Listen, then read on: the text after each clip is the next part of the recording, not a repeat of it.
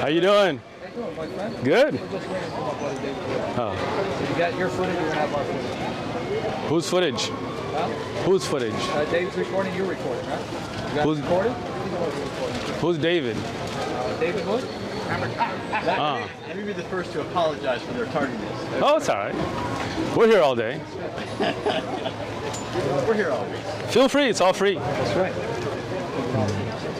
Oh, Bilal Phillips. You know Bilal Phillips? I like his voice. You like it? Yeah, it's got that deep voice. Yeah. How you doing? How's it going? Good, good. Are we fisting or?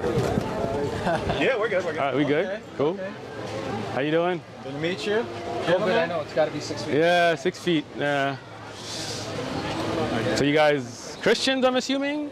You know who we are. I don't know who you are. Why would you assume I know who you are? Are you famous? Well, we showed up yesterday, and you guys here said that Sam said he was going to come by, and they're like, "Why you didn't come by earlier?" You're Sam? No, this is Sam. Come on, man. You know Sam. I don't know Sam. Oh wait. Okay. Look, I don't know if you guys. No, my name is Uthman. Osama Abdullah? No, I don't know who that is. He's joking. He's joking. We know who you are. Oh, you know who I am? Yeah, we saw a video. Oh, you're just being funny. Yeah. I like that, Hasu. He's not very good at it. So you're Hasumu He's then? not very good at No, it. I'm not a sumo wrestler. You're not Hasumo? No. That's, What's your name? my name is Osama Shamoun. Hasamu? Yes, sir. Sorry. Yeah. Okay, so I just want to get to know who you are, bro. Why you all? Hey, Yeah. Go ahead. Calm down. Yeah. What? I just asked him. I know, but you were acting like somebody was getting up with you. I think. Oh no. Good conversation. Yeah, let's have it. So you are David, I'm David. David Wood. Yeah. Hammer Time. What's that? They call you Hammer Time, right? Yeah, some people do. Okay, gotcha. Yeah. That's you. You do know us. Yeah, we're good. No, somebody told me about you, so that's good to finally meet you. Yeah. Nice. You guys flew to San Diego? Be a gangbanger down here in San Diego. Oh right? man, you know He me. was too. call you? He was too. You were? What did they call you down I don't know if I should be telling you, man. You were a gangbanger? They called him Hammer Time. What did they call you? They called me Shooter. Shooter. Oh, Yeah. Okay. We're on even playing field then. I was called Crook. Crook? Yeah. Were you a crook? He was Not here in San Diego. he was a car thief. Oh. Not here in What San gang were Diego. you from? I lived up in Orange County, but also What barrio? ran around in Inglewood Mafia, those sorts of things. Were you Blood, Crib, SA? More of an essay type gang. Nice. Cool. But my background is Sicilian, just like. I know Ah. you're Pakistani, right? Yeah, I'm Pashtun, So yeah. we're both guys sort of out of our own water in a sense, but we. I feel you. I'm in different. Yeah. That's cool. What's your name? My name's Anthony. Anthony. Nice to meet you. I didn't want you. So are you guys Christian then, or Catholics? Yeah, Are you? I've seen one of your videos. You might have seen more, but I saw one video. It popped up. It was because you mentioned Christian Prince. Okay. And it was where you said you challenged him to a debate. You said you debate anyone. So Yeah, anyone. So we decided. We know Christian Prince is not going to come down. Like, Okay. He's not comfortable revealing his identity. Why? But I mean, you're here. Nobody's. If we knew. That's a good question for Christian Prince, right? That I mean, you guys are here. Anybody harming you? Anybody attacking you? I don't think that's the. I mean, I don't know. I couldn't speak. Is he like on a sex registry somewhere? Like, is there a problem with showing his face? I show my face. I don't have a I problem. know a lot of You're here, that show their face, but right? So why would he be ashamed of showing his face? I don't know. I don't know if that's the reason though. What do you think the reason is? Scared, maybe? Maybe he's a professional business. I actually know some Muslims that are like this. A lot Really? of Muslims, they just don't want to. Muslim debaters or YouTube guys? I think they all show their face, right? I don't know. I know quite a handful of people that just like to. This isn't. They're not interested in becoming public figures per se, but they do like to engage the discussion. All right. I'm sure in their own. good to see you context- back. I'm sure in their own context they're known. How could you not?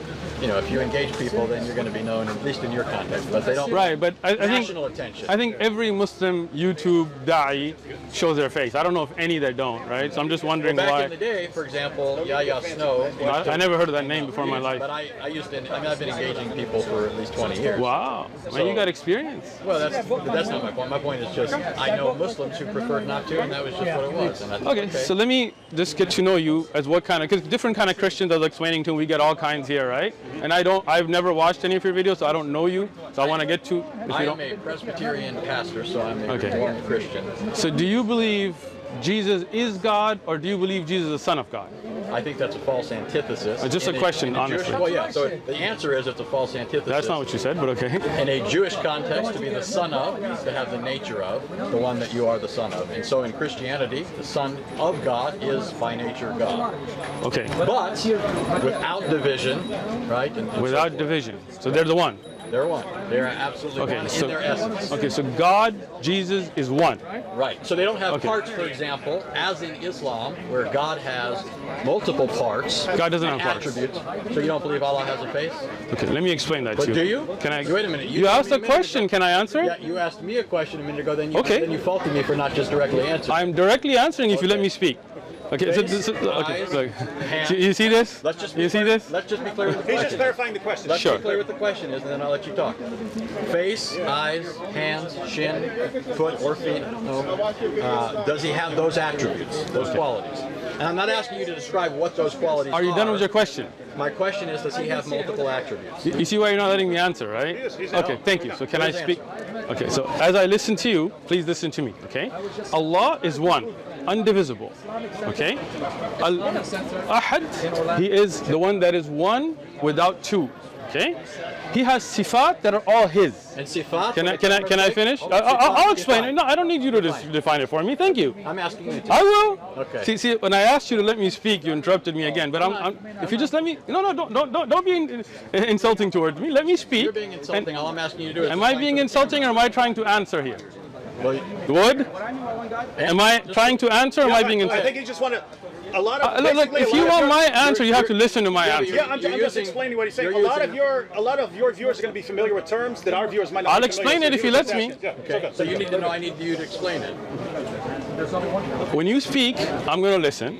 When I speak, you can listen. And then if you would like to get a clarification after I'm... See, again, look at this, right? He doesn't want me to speak. We've already agreed. Let your audience see this. We've already agreed. That you won't let me speak. You won't tell us what's I will if you listen, okay? Go ahead. If you need a clarification afterwards, please wait for me to finish and then ask me to clarify. Is that understandable? Can we have a civil discussion here? There we go again. You just asked the question, I answered. Your own buddy is telling you let him answer, bro. Let him go. Thank you. Thank you. At least you want to hear it. Okay. So when you talk about sifat, they are of Allah's characteristics. They're not divisible. You cannot take the hand away from the face. They are all a part of Allah. Okay? Yes. Okay? Sifat are characteristics. You understand? For example, this is a gentleman named David, right? Now, this is your face, this is your hand, this is one. If I cut your hand off, it will not exist anymore, right? Because that is now cut off from your body, right? This is you, understand? Allah has sifat that are not like humans. They're not like us. لَيْسَ كَمِثْلِهِ شَيْءٍ. But He has sifat that He told us about in the Quran and upon the lisan of the Prophet. Now let me explain those words. Allah has characteristics that He has explained in His holy book, the Quran, and upon the tongue of His Prophet Muhammad, peace be upon him. But He is one. He's not divisible. He doesn't become into parts, not Legos. That is not the way it works in Islam. Okay? Now, any terms you didn't understand, no, Anthony? I understood the terms, and I okay, just want to be clear. Defining them for the sake of the audience. But excellent. Here's my question. At one point, you said He has sifat. These are attributes, characteristics, parts of Him. Yep. They're inseparable from Him. Yep. But you referred to them as parts. So do you believe? I did not. You did use the term part. I said sifat.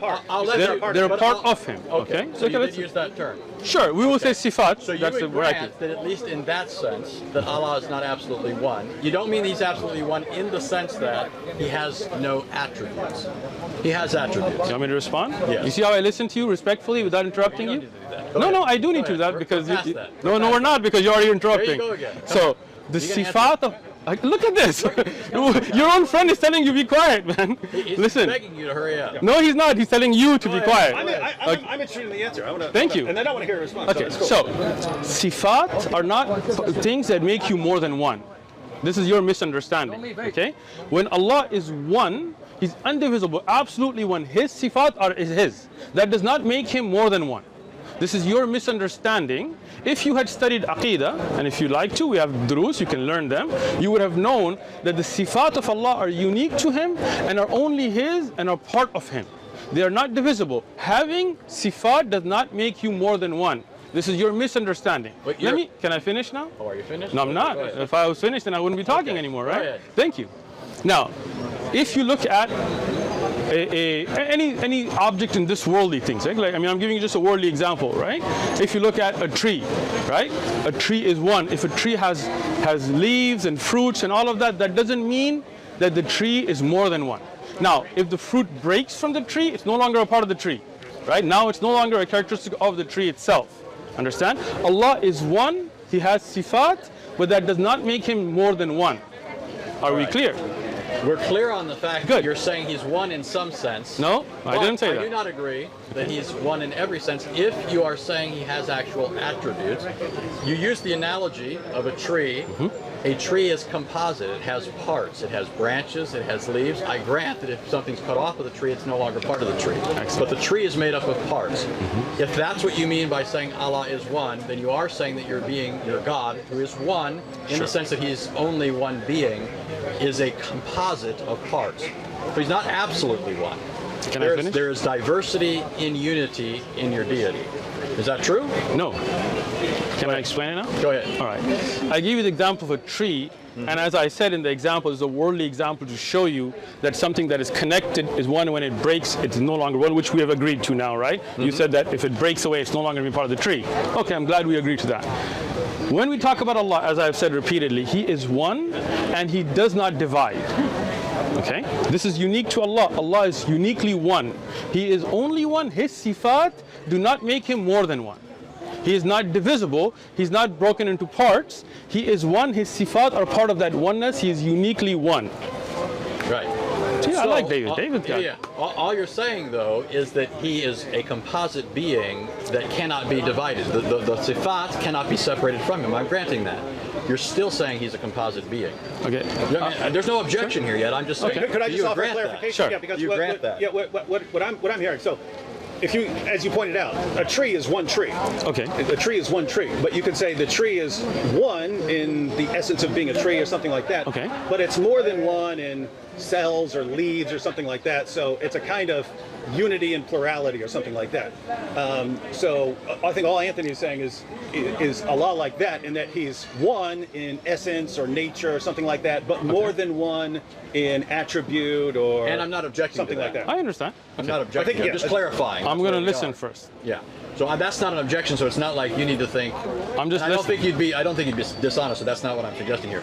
But I don't think that you need to think, okay, what is he after here? Like he's going after this. I'm not going after that. I don't think a lot of Muslims know that, and I think that's accurate. I think that Muslims believe in one being, but they do ascribe to him certain attributes, qualities, characteristics, all hearing, right, all seeing, those sorts of things.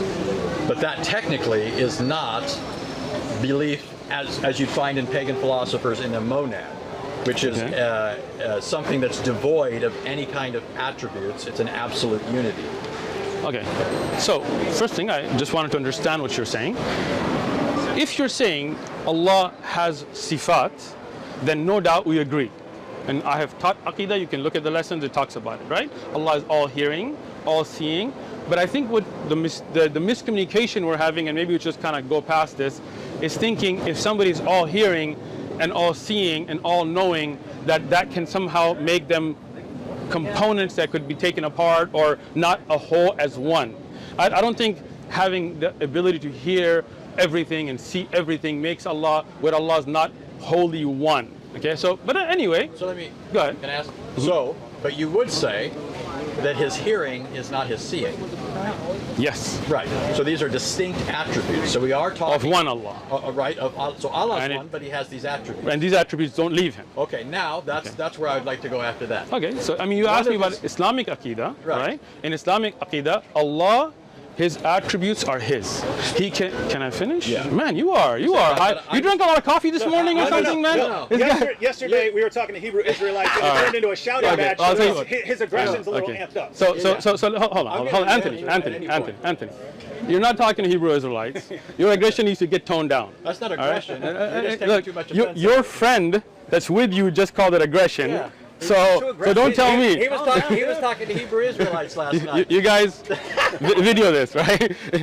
David is telling you it's aggression, so please tone it down, Anthony.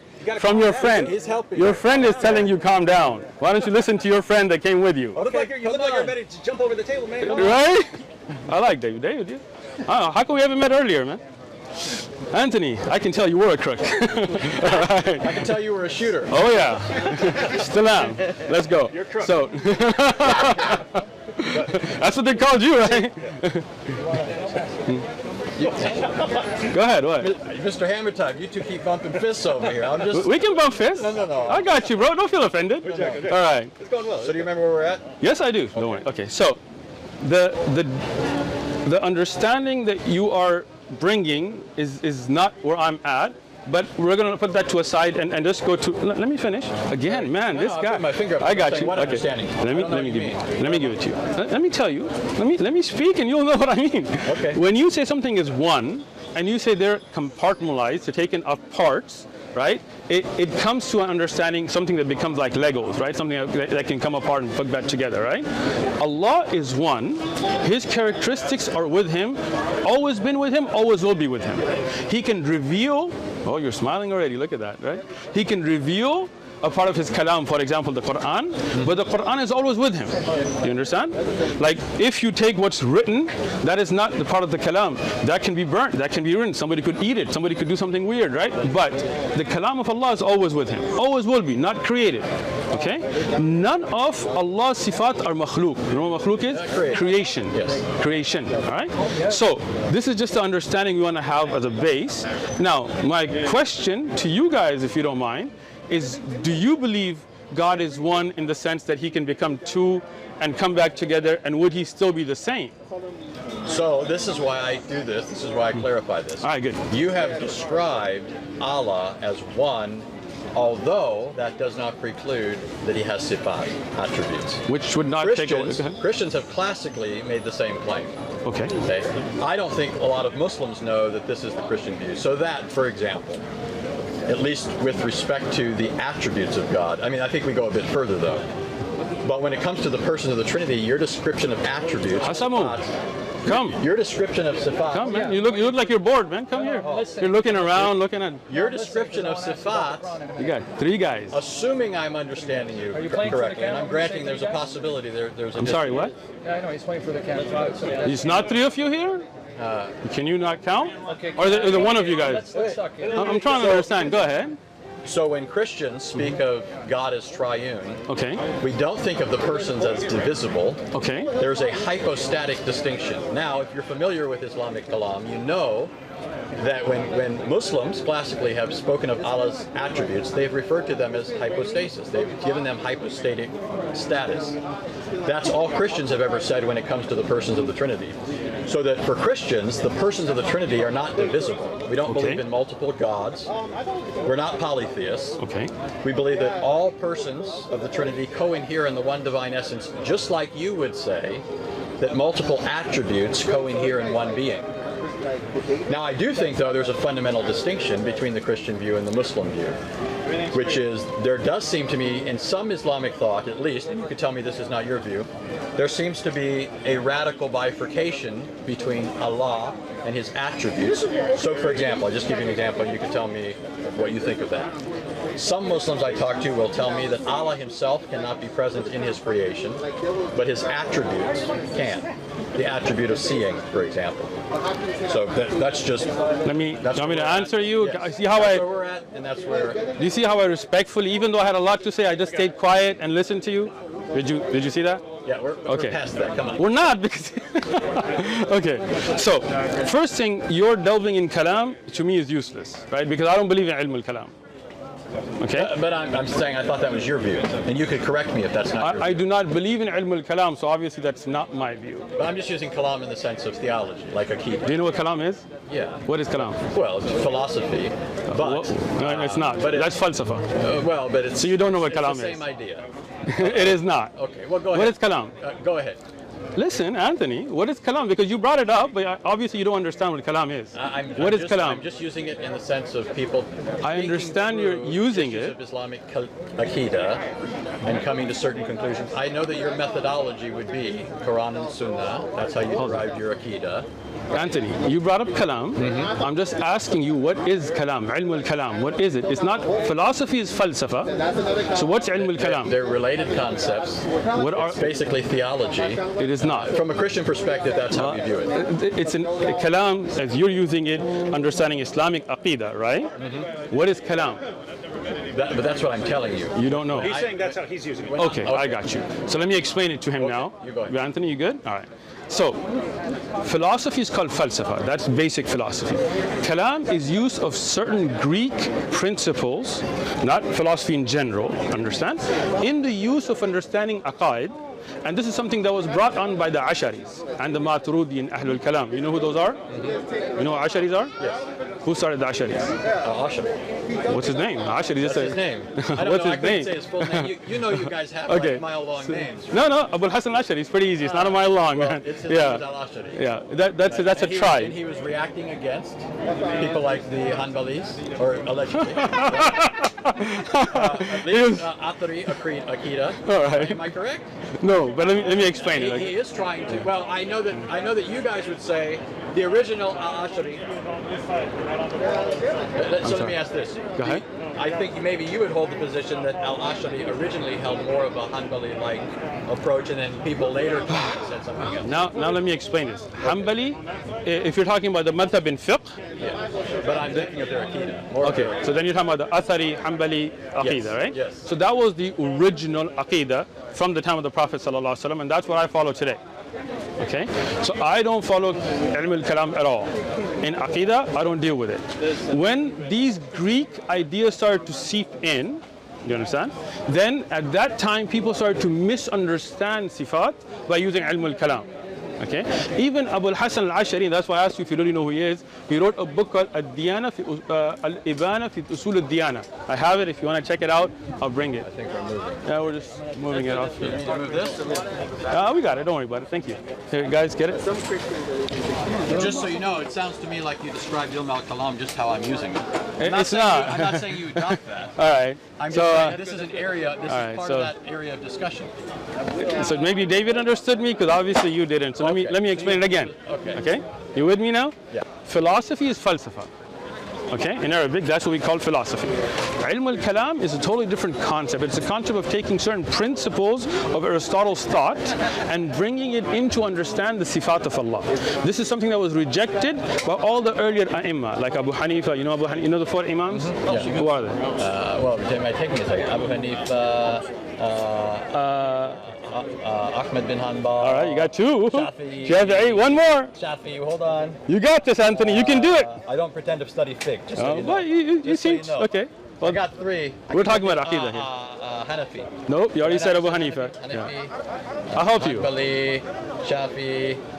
Maliki, come on. Oh, David, for the I rescue. would've got it. You got to thank him for that one. Come on, man. Right, It all right. reminds me of King in Arabic, All right. and I think it's similar in Okay, so now, that use of kalam is something that was rejected by all of them.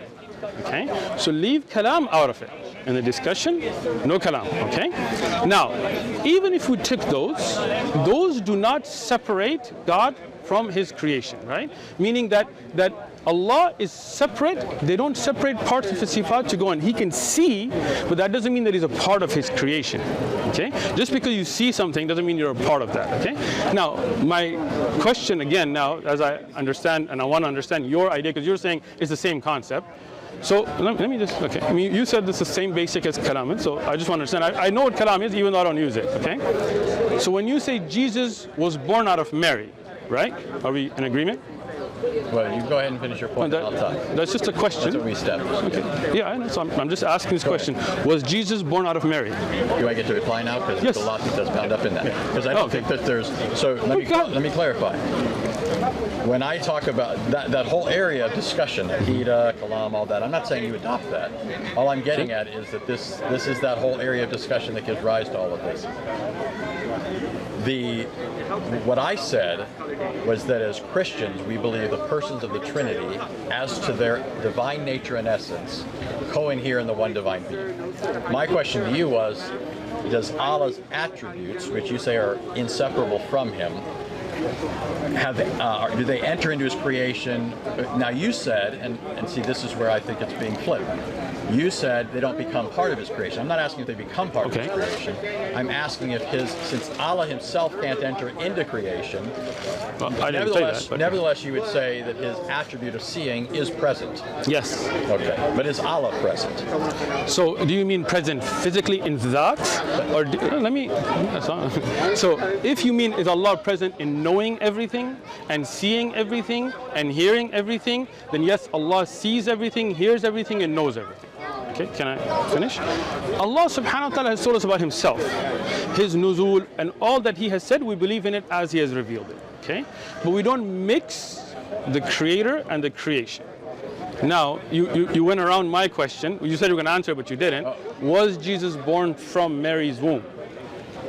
So, again, just remind me if I don't get to this part. Because Okay. I'm trying to make sure you're trying to build on where we're at, and I'm just trying to make sure we're at the same spot. Pretty simple question there. Yeah, it was simple, right. but I haven't even tried to answer it. I wish you would. So, what I'm saying is, what is it then about Allah that isn't present if his attribute of seeing is here? Okay. And there's a sense in which you could say he's here in the sense of seeing, Okay. but he's not here in what sense? Okay. And then, you want my answer to the other part? Yes. Okay. Jesus, because we don't believe that God is absent from his creation, he's upholding all things. There's no sense in which he could be absent. He's not his creation, right? He's not any part of it. Okay. Right? When we say that God is present, we don't mean that he is the things that are here. He is present upholding everything. Everything is upheld by his power. So nothing could be apart from him. It exists by virtue of him. When the Son of God takes on a human nature, it's not the Son of God now entering creation for the first time. He's already present. God is omnipresent classically, according to Judaism and Christianity. The Son of God is now taking into union with himself a human nature, and by virtue of that is being born. It's not his divine nature, it's not coming into being, it's not starting to exist at that point, it's not in some sense now becoming present, whereas before it wasn't. Does that address what you were asking? No, not at all. So then what were you asking? Okay, so my question very simply, was Jesus born from Mary's womb? That was the simple question. Yes, well that's the answer is yes. And Okay, that's the answer, yes. Yes. Okay, so let me understand this now, a deeper understanding. God, who is not separable, so he is still God, was in this belly of a woman and came out of the womb of a woman. God did. God took on a human nature and was really born. So your belief is that that one great creator came out of the womb, the vagina of a woman. Absolutely. Well, thank you. Have a nice day. Allah blew into Roger. Right? Yeah. Let me explain. your God Let me. Don't You want me to that. answer him? Well, yeah, you can answer him, but what I'm getting at is Okay. don't pretend that you refuted Christianity just because okay. you've So, rolled your eyes at it. Let me. This is the historic Christian position, Okay. which your religion later came along and claimed that it was confirming and correcting at points of its departure, which you believe from what was originally true. You don't refute Christianity by eye rolling. Surely you know that, right? What is your argument against that? Okay. You want me to speak? Yeah. Okay. I'm not here to refute Christianity. I'm not here to debate. I'm here to give da'wah. I am a da'i, not a debater. You misunderstood it. If you wanted to come and debate, you can come and debate. No problem. Let me explain this. When I said, thank you very much, that means in my mind, and anybody I think who has basic logic would not believe that the creator of the universe was born through the vagina of a woman. Right? That's me. That's my belief. If you believe that, I respect your right to believe that. To me, that doesn't make any sense. And let me finish. Take it easy, Crook. Take it easy. Stop jumping. Take it easy. Shooter, So thank Start you. shooting. I'm shooting. Shoot. Yeah. Shoot. So here, to me, that makes absolutely no sense. To think that the creator of the universe was now, and he still is, even if he's in human form, because he said he still one, was in the womb of a woman and came out of the vagina of a woman. This is the creator of the universe. To me, that doesn't make sense. To me, that's a human. That makes sense to you? Is it my turn? Hold on. It didn't. So now it's my turn, right? Go ahead. Now let me just explain to you guys a critical issue. Sure. If anybody takes a basic class in logic, rhetoric, or anything like that, and I'm not saying you haven't, I think you're a smart guy. I'm not, Thank you. I that's not- appreciate that, Anthony. That's not even me being disingenuous. I think he's a smart guy, and I say that about people all the time. I think people can be smart that I disagree with. Sure. But you do know that there's a difference between making an assertion and making an argument. Sure. It's an assertion to say that doesn't make sense, Sure. and to say that you think nobody who says that is even being logical or is logical or what have you. Sure. The vast majority of people on the planet happen to believe that or something along those lines. Yes, and I've heard you say things to that effect. Vast majority, that would be more than 50%, you're saying. No, but what I'm saying is... I don't think Christians are more than 50% of the planet. What I'm saying is, so first of all, in history, Christians have been a majority. What I'm saying is there are other groups that would say things that you would think are analogous to that. Do you not? Do you want me to answer? Okay, I'm just listening. See, like, Okay. see, David asked you to be. I'm Go ahead, listening. go Okay. ahead. First thing, the vast majority taking something or not taking doesn't really matter to me. Second thing, I didn't make an argument. I gave you my opinion. Amen.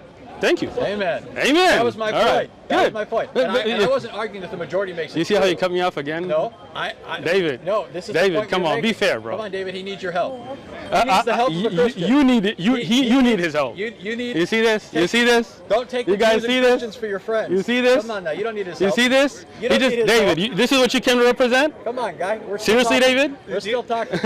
We're not still talking because you Yeah, keep we cutting are. me off, bro. No. I'm just saying this is Okay. what we've established now. You have only rolled your eyes at it. When I said the majority have held this, I'm not making an argument here either. Okay. I'm just saying it doesn't. That's not an argument, and so I think you need to do something better than that. First thing, the majority of the world today is not Christian. All right, this is, I mean, if you have 2 billion out of 7 billion, that's not a, okay, so the majority would not believe in Jesus being born because Hindus and others would also not believe in that as Muslims, okay? I was using- So let me just clarify that, right, if you can, right?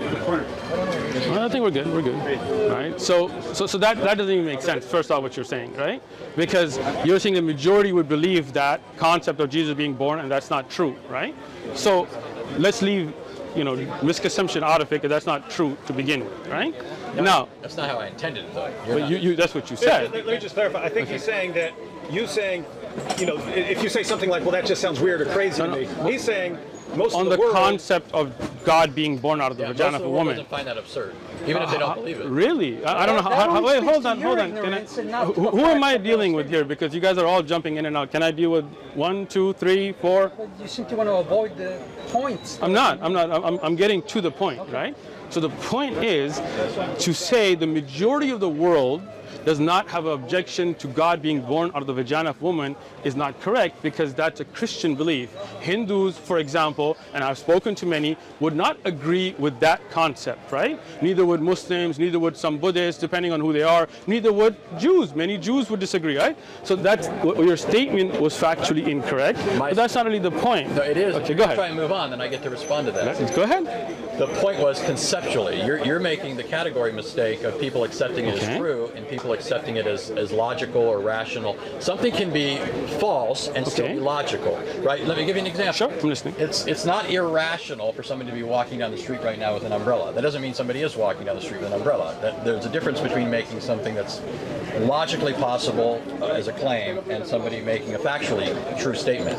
What I was getting at is that conceptually the world has not held that. When you enlist people like Jews, for example, that's not really helping, because how many Jews are there in the world? You know that, as well as I do, there's not that many in the world, and certainly not compared to either Islam or Christianity. The vast majority of people have not considered the Christian belief irrational, that the Creator could enter into His creation or be present in His creation, which is basically the same idea. The vast majority have not thought that, even if the vast majority have not believed it. Although I would say statistically, more people are Christian than there are Muslims or other religions. Can I speak now? Yes. See how I listen? Right? Great. You No. did a good job. Thank you. Let's see if you can. Okay. Okay. So now, when you said the vast majority of the world does not agree with what I'm saying, right, or has no problem with that concept, you have no evidence for that. You're making an assumption. Let me speak, because the vast majority is not Christian, right? And the other groups of faith, you're making an assumption on their behalf, which I am only assuming for myself. I said, to me, that doesn't make sense, right? I didn't make a claim that the vast majority of the world would agree with me. But when you say the vast majority, again, this guy, man, this guy. Are you okay? I'm okay. shaking. No. Look, this is. Look how I listened when he was speaking. Use every little excuse to. Yeah. So I am dealing with the issue, right? The issue is that your claim is wrong because you're making an assumption about the vast majority of the world. But again, like David said, I think you're just going off just because you talking took a about you. tangent, right? No, I was This whole- He's talking about me. I was talking Are you talking about me or him? Whole No, I'm discussion. talking about the whole discussion. Okay, I so- think the point he's simply making is Hindus, of course, reject Christianity, but Sure. it's not on the base. They're not saying we reject it because it's absurd to think of God being born. Because if their scripture said it, they would say, okay, we have no problem. But you're making We an have no problem with that. assumption on the Hindu belief that they would accept that. I'm thinking of what Hinduism teaches. and Right, they but- believe, but they believe again- all kinds of things like Krishna Right, and so sure, on that but- shows that they would not have a problem Again, with that in I, itself. I will not make an assumption if they would or would not believe in Islamic doctrine was in their books, and you should not make an assumption that they would or would not believe a Christian doctrine that would be in their books. First, I was Yeah. responding Whew. to you. First, I was responding to you, saying nobody would believe this. Or this is absurd. It's illogical. Logical people wouldn't believe this. And I'm pointing out to you, the vast majority of people have not found that conceptually. Where is that evidence for that? The evidence for it is that you don't have it. That's the whole point. I didn't make the claim, you did. No, you made the claim that the vast majority of people would see that as illogical. Did I, David? Yes, we got it on tape. Did I Okay. make that claim? So Wait. We got this on tape. No, Okay. wait. David, what's your name? Lewis. Lewis. Let's just be honest here. Did I make the claim that the vast majority of the world would find it objectionable? Did I make that claim? Illogical. Did I make that claim, Lewis? I didn't hear you make that claim. Thank you. David, did I make that He doesn't claim? even stand I'd here. have to look at the footage. Yeah, Did I? that doesn't mean you It's irrelevant. It is relevant because when Okay. you see, hold on, Anthony, bro, listen. When you are trying to put words in my mouth and claiming slow down, that I slow made claims that I didn't make, and your friend David and your friend Lewis there also know better, even if he wasn't here, then he's out. But David was standing here the whole time, Yeah, he was and we standing got it the on whole time. tape. Yes, I we did got not it on make tape. that claim. Okay, I can we get repeatedly. down to a point Yeah, of but- substance? okay, let me say this. You say guys this. moved the point then. Let's So just, this vast majority of people on the planet happen to believe that or something along those lines. Yes, I think you're kind of making this an issue of bad faith, meaning like there's ill will here. Okay. well, there is when you put words in my mouth, No, no, right? listen, this is what I'm trying to tell you. Okay. I don't think I'm wrong. I think I heard you accurately. Okay. It's possible I'm wrong. I'm willing to Okay. grant that.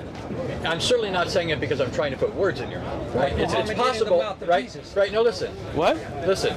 Are you trying Hear to? Are you me. trying to go Hear somewhere me. else here, Hear me. Louis? No, you guys need to pick who's going to speak because now he's brought up a topic that he's trying to take a shot right here, right? Your books are great. One guy. Books are It's all great, right. by the way. They'll be okay. But can you as a group pick who's going to be the one speaking? You're No, a I'm master of serious. throwing jabs. You know that. No. You guys are trying to throw jabs that if I respond to you now, then he's going to tell me I'm getting off topic. So you guys need to referee this first. No, you did throw a jab. You said the Prophet Muhammad sallallahu alaihi Threw wasallam words put in the words mouth of of Jesus. Jesus. That's a jab But you don't because like that's that. not true. But you don't like That's a that. false statement. So Muhammad That's a quoted false Jesus statement. accurately? Yes. Okay, so now this is how you're trying to take the discussion to In what a language? separate. Do you want me to respond to you now? Is this a discussion now, or are you going to tell me? Are you hijacking this discussion? No, well, Thank you, I'm David. shaking. I'm not shaking. Okay. You're shaking, and I'll shake all you guys. wait, That's why you're jumping in because Okay, you so know let's- this is getting bad for you. Let's It's all get right. back. Let's get back Yeah, to let me get back there. So the David, question was that I'll tell you what, virgin- it was listen. the virgin birth, the Son of God, Okay. and Islamic views on Excellent. the nature of God. So, Right. let's let David referee this, all right? Because I don't want then him to be jumping and him to be But do you jumping. understand what I was saying? I do there understand right what you're now? saying, yeah. That even if you think I got you wrong, it doesn't have to mean that I'm trying to make you look I appreciate that, right? Anthony. Because Thank that's you. not what I'm trying to All do. right, thank you. Right? Okay. All right. So let you referee because I don't want to then be having you guy and this guy, right? I know you guys are all excited. It's good, Okay. right? Now, I'm not going to speak for Hindus. I'm not going to speak for Jews. I'm not going to speak for most of the world. That I let them speak to what they believe. Even in Islamic doctrine, I'm not going to make claims about them. Okay? As myself, as a Muslim, as Uthman standing here, I'm telling you, to me, if you come and tell me that the basis of your religion is that God put himself, that he impregnated a woman named Mary, and she became then his mother. He impregnated his mother and came into the womb of Mary and then was born out of a vagina. To me, the conversation's over. Your religion, to me, has no appeal because to me that's just disgusting and doesn't make sense. My personal view, right? I respect your right to have your view. Now, do you think, and I'm not going to get into that now, but do you Okay. think that I find certain things about Islam Sure. repugnant or attractive or not? Sure. Okay. Do you think that it would be rational for me to reject Islam on the basis of my personal revulsion? Okay, you want me to answer? Yeah. Okay. Your personal belief has to do with you. If you don't like something in Islam, you have the right to reject it. I didn't come up to you at your table and bring this. You came to me, right? You technically invited I us. did. I You did. technically invited us. Can I? So I invited you. You came. You presented your view. To me, it doesn't make sense. I rejected. Right? You came. If you want, I will give you the Islamic view. And if you don't like it, you can reject and walk up. Have a nice day in Balboa Park. So my invitation for this conversation, I'm not here to debate. As I said earlier, I'm a da'i, not a debater. If anybody wants to debate, like you apparently do, you're welcome to come here. But if I disagree, if I feel that this doesn't, I mean, God coming in the vagina of a woman and being born and the universe, and he's his, again, look at this guy. David, come on, man. No, he did not. He put his nose in the vagina of a woman? Who blew into Mary's vagina? Wait. Where did God put his nose in the vagina of a woman? Who blew into Mary's vagina? Nobody, not God. Wait, bring me. No, hold on, Lewis. If you're gonna jump in, then handle it. I thought you knew. No. If you're gonna jump in, wait. See, David, you see what I mean? Exactly. I said people don't jump in, and I asked you to regulate it, and you did it. And now he jumped in again. I don't control everyone. You brought these people with you. Okay. No. Hold on. You guys are. See, when I'm at a point, you guys are letting people. Because now I could totally answer him, but no, it's not a debate. It's an answer. Do you know what the difference is? No, you didn't. You made a false statement. Right? Bring me evidence. Bring me evidence. God put his nose in the vagina of woman. My God. Bring me evidence. How about we do this? Bring me evidence. When you and I are done. You have the Quran in your hand. Bring me evidence. When you and I you are got done, none. When you are. You got none. You got none. You tried to derail me. When You know better. When you and I are done, then you guys can do that. You see, David? When you and I are. All right, let's go back. Okay. So who's speaking now? I just wanted to kind of clarify. That's the only time I jump in. When I agree. You can jump in. I'm saying is, can you regulate so we don't have some guy trying to make some false statement here and there? If you can't, then we're going to make a line. If someone walks up, I can't say you can't speak. Is he not with your group? I mean, come on. Don't lie. Don't lie. He came earlier to check out. I know him. Yeah, you know him. He's not with our group. So you know him, right? So he knew you were coming or no? Don't lie to me. Don't lie to me. I did not. No, it doesn't. I didn't sell him a word. Yeah, see, you see this? I told no one except my wife and him. And I can tell you. Did you know he was coming? Did I know who was coming? David Wood. He obviously knew. Is he again? Now he's the one jumped in. Now you want to talk about sidetracking. All right. We had this thing planned, and then some things. You did have it a plan. So that's what I'm saying. When you plan this, then you can control this, right? Yeah. Well, no, but what I'm saying is we had planned that some of us were coming here to talk. Let's ignore Lewis then, if you don't mind. I'm gonna put you on mute. You guys can have the finish. All right, now, so I think the issue is right. Okay. So you obviously want people to learn about Islam. Yes. And you're inviting people to Islam. Yes. And I think the point that Anthony is making is if our response was, well, we don't like Muhammad and Aisha, or we don't like this or that. That's fine. I think your response would be, well, if it's true, you need to believe it anyway, and not just because you don't like something, right? And I think so. What he's saying is, the question about Christianity should be, is this true? Not, oh, I don't like that idea. So I think that's what you're trying to get at. Right? And let me I think you put that pretty well, and David. let me put this because I would agree with. Let me say this. Should I answer him now? Or? This goes with that. You don't have to act like. Well, I mean, I did talk to him to see that. Okay, so can I? This goes with that. Is that the point you're making? Let me. Yeah. So what I'm saying is is if you could show me, for example, I'll give you an example. I think you would agree with this as a logical, manner of procedure. If there was something I didn't like in Islam, but somebody could demonstrate, let's say, that the source on which that claim is based is true, came from God, right? Okay. Like the Quran or the Hadith, some particular Hadith, then in my mind, it doesn't matter whether I have some natural reaction to this or not, I ought to believe it. And I'm saying the same thing when it comes to Christianity and Christian claims. If the Bible proclaims this, and the Bible's the Word of God, and I know you don't hold that, obviously. You do. Right? Yeah, of course I do. And I know you think it has contradictions, and I know that all the standard ones you think that you have and all that, and I have all my reasons for thinking the Quran has contradictions. I mean, I know the back and forth claims. We've done this for years, you've done this for years.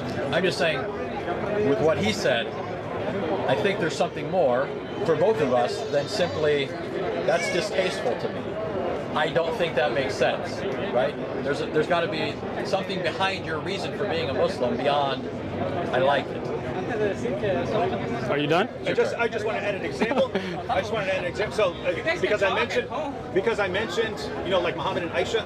So if I said, you know, I find that problematic or something like that, if you somehow showed that Islam is true, in my mind, the way I think, I would be like, okay, well, if this is from God and I've got a problem with that, then I'm the one with the problem. I'm the one with the problem, and I need to believe God.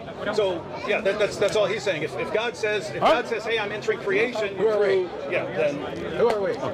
So, just now, I want to understand and I want to have a productive conversation here, okay? First thing, what the misconception that I think you might have that I'd like to clarify is if you come, I'm here to present Islam to you, okay? And if you decide that there is some core concept, like the marriage of Aisha is not an Aqidah concept, right? So that's something totally different, right?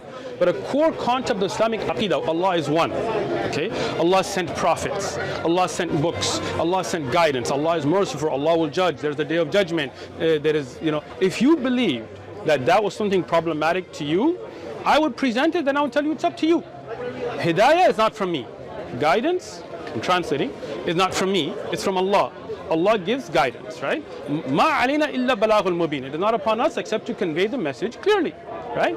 So, if you disagree with something in the core aqidah of Islam, you have the right not to believe. Go enjoy your day at Balboa Park. I'm not pushing. You feel me, David? Okay, you feel me, Crook? Good. Sure. All right. Now I'm not done, bro. Let me continue. I listened to both of you the whole time. I didn't even get to his answer yet. Thank you. I All thought right. you were done. No, I'm not. All right.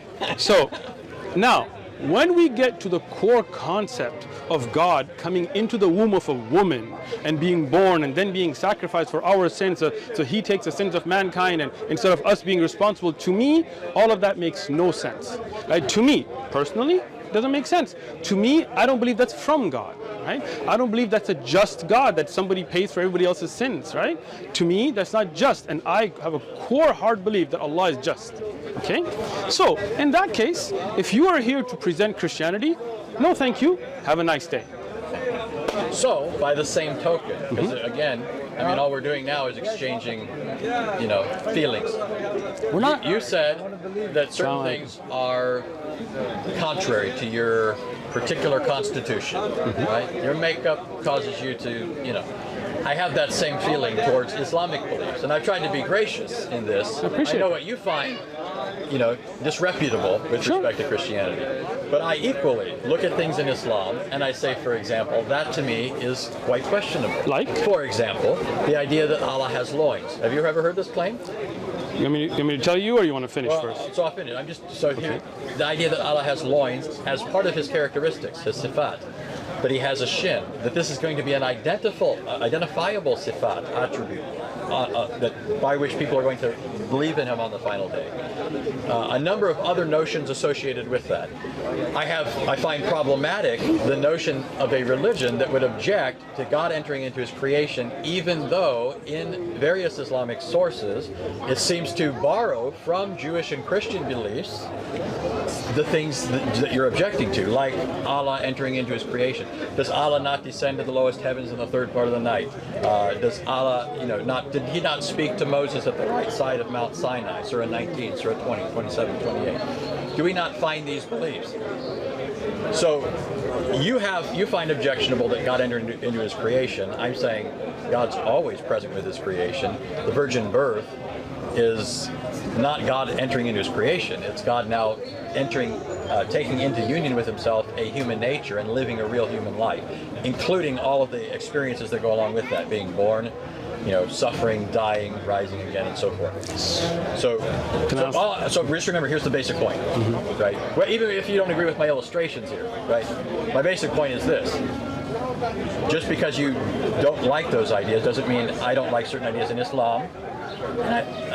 And there has to be more to it than just I don't like that, you don't like that, you know.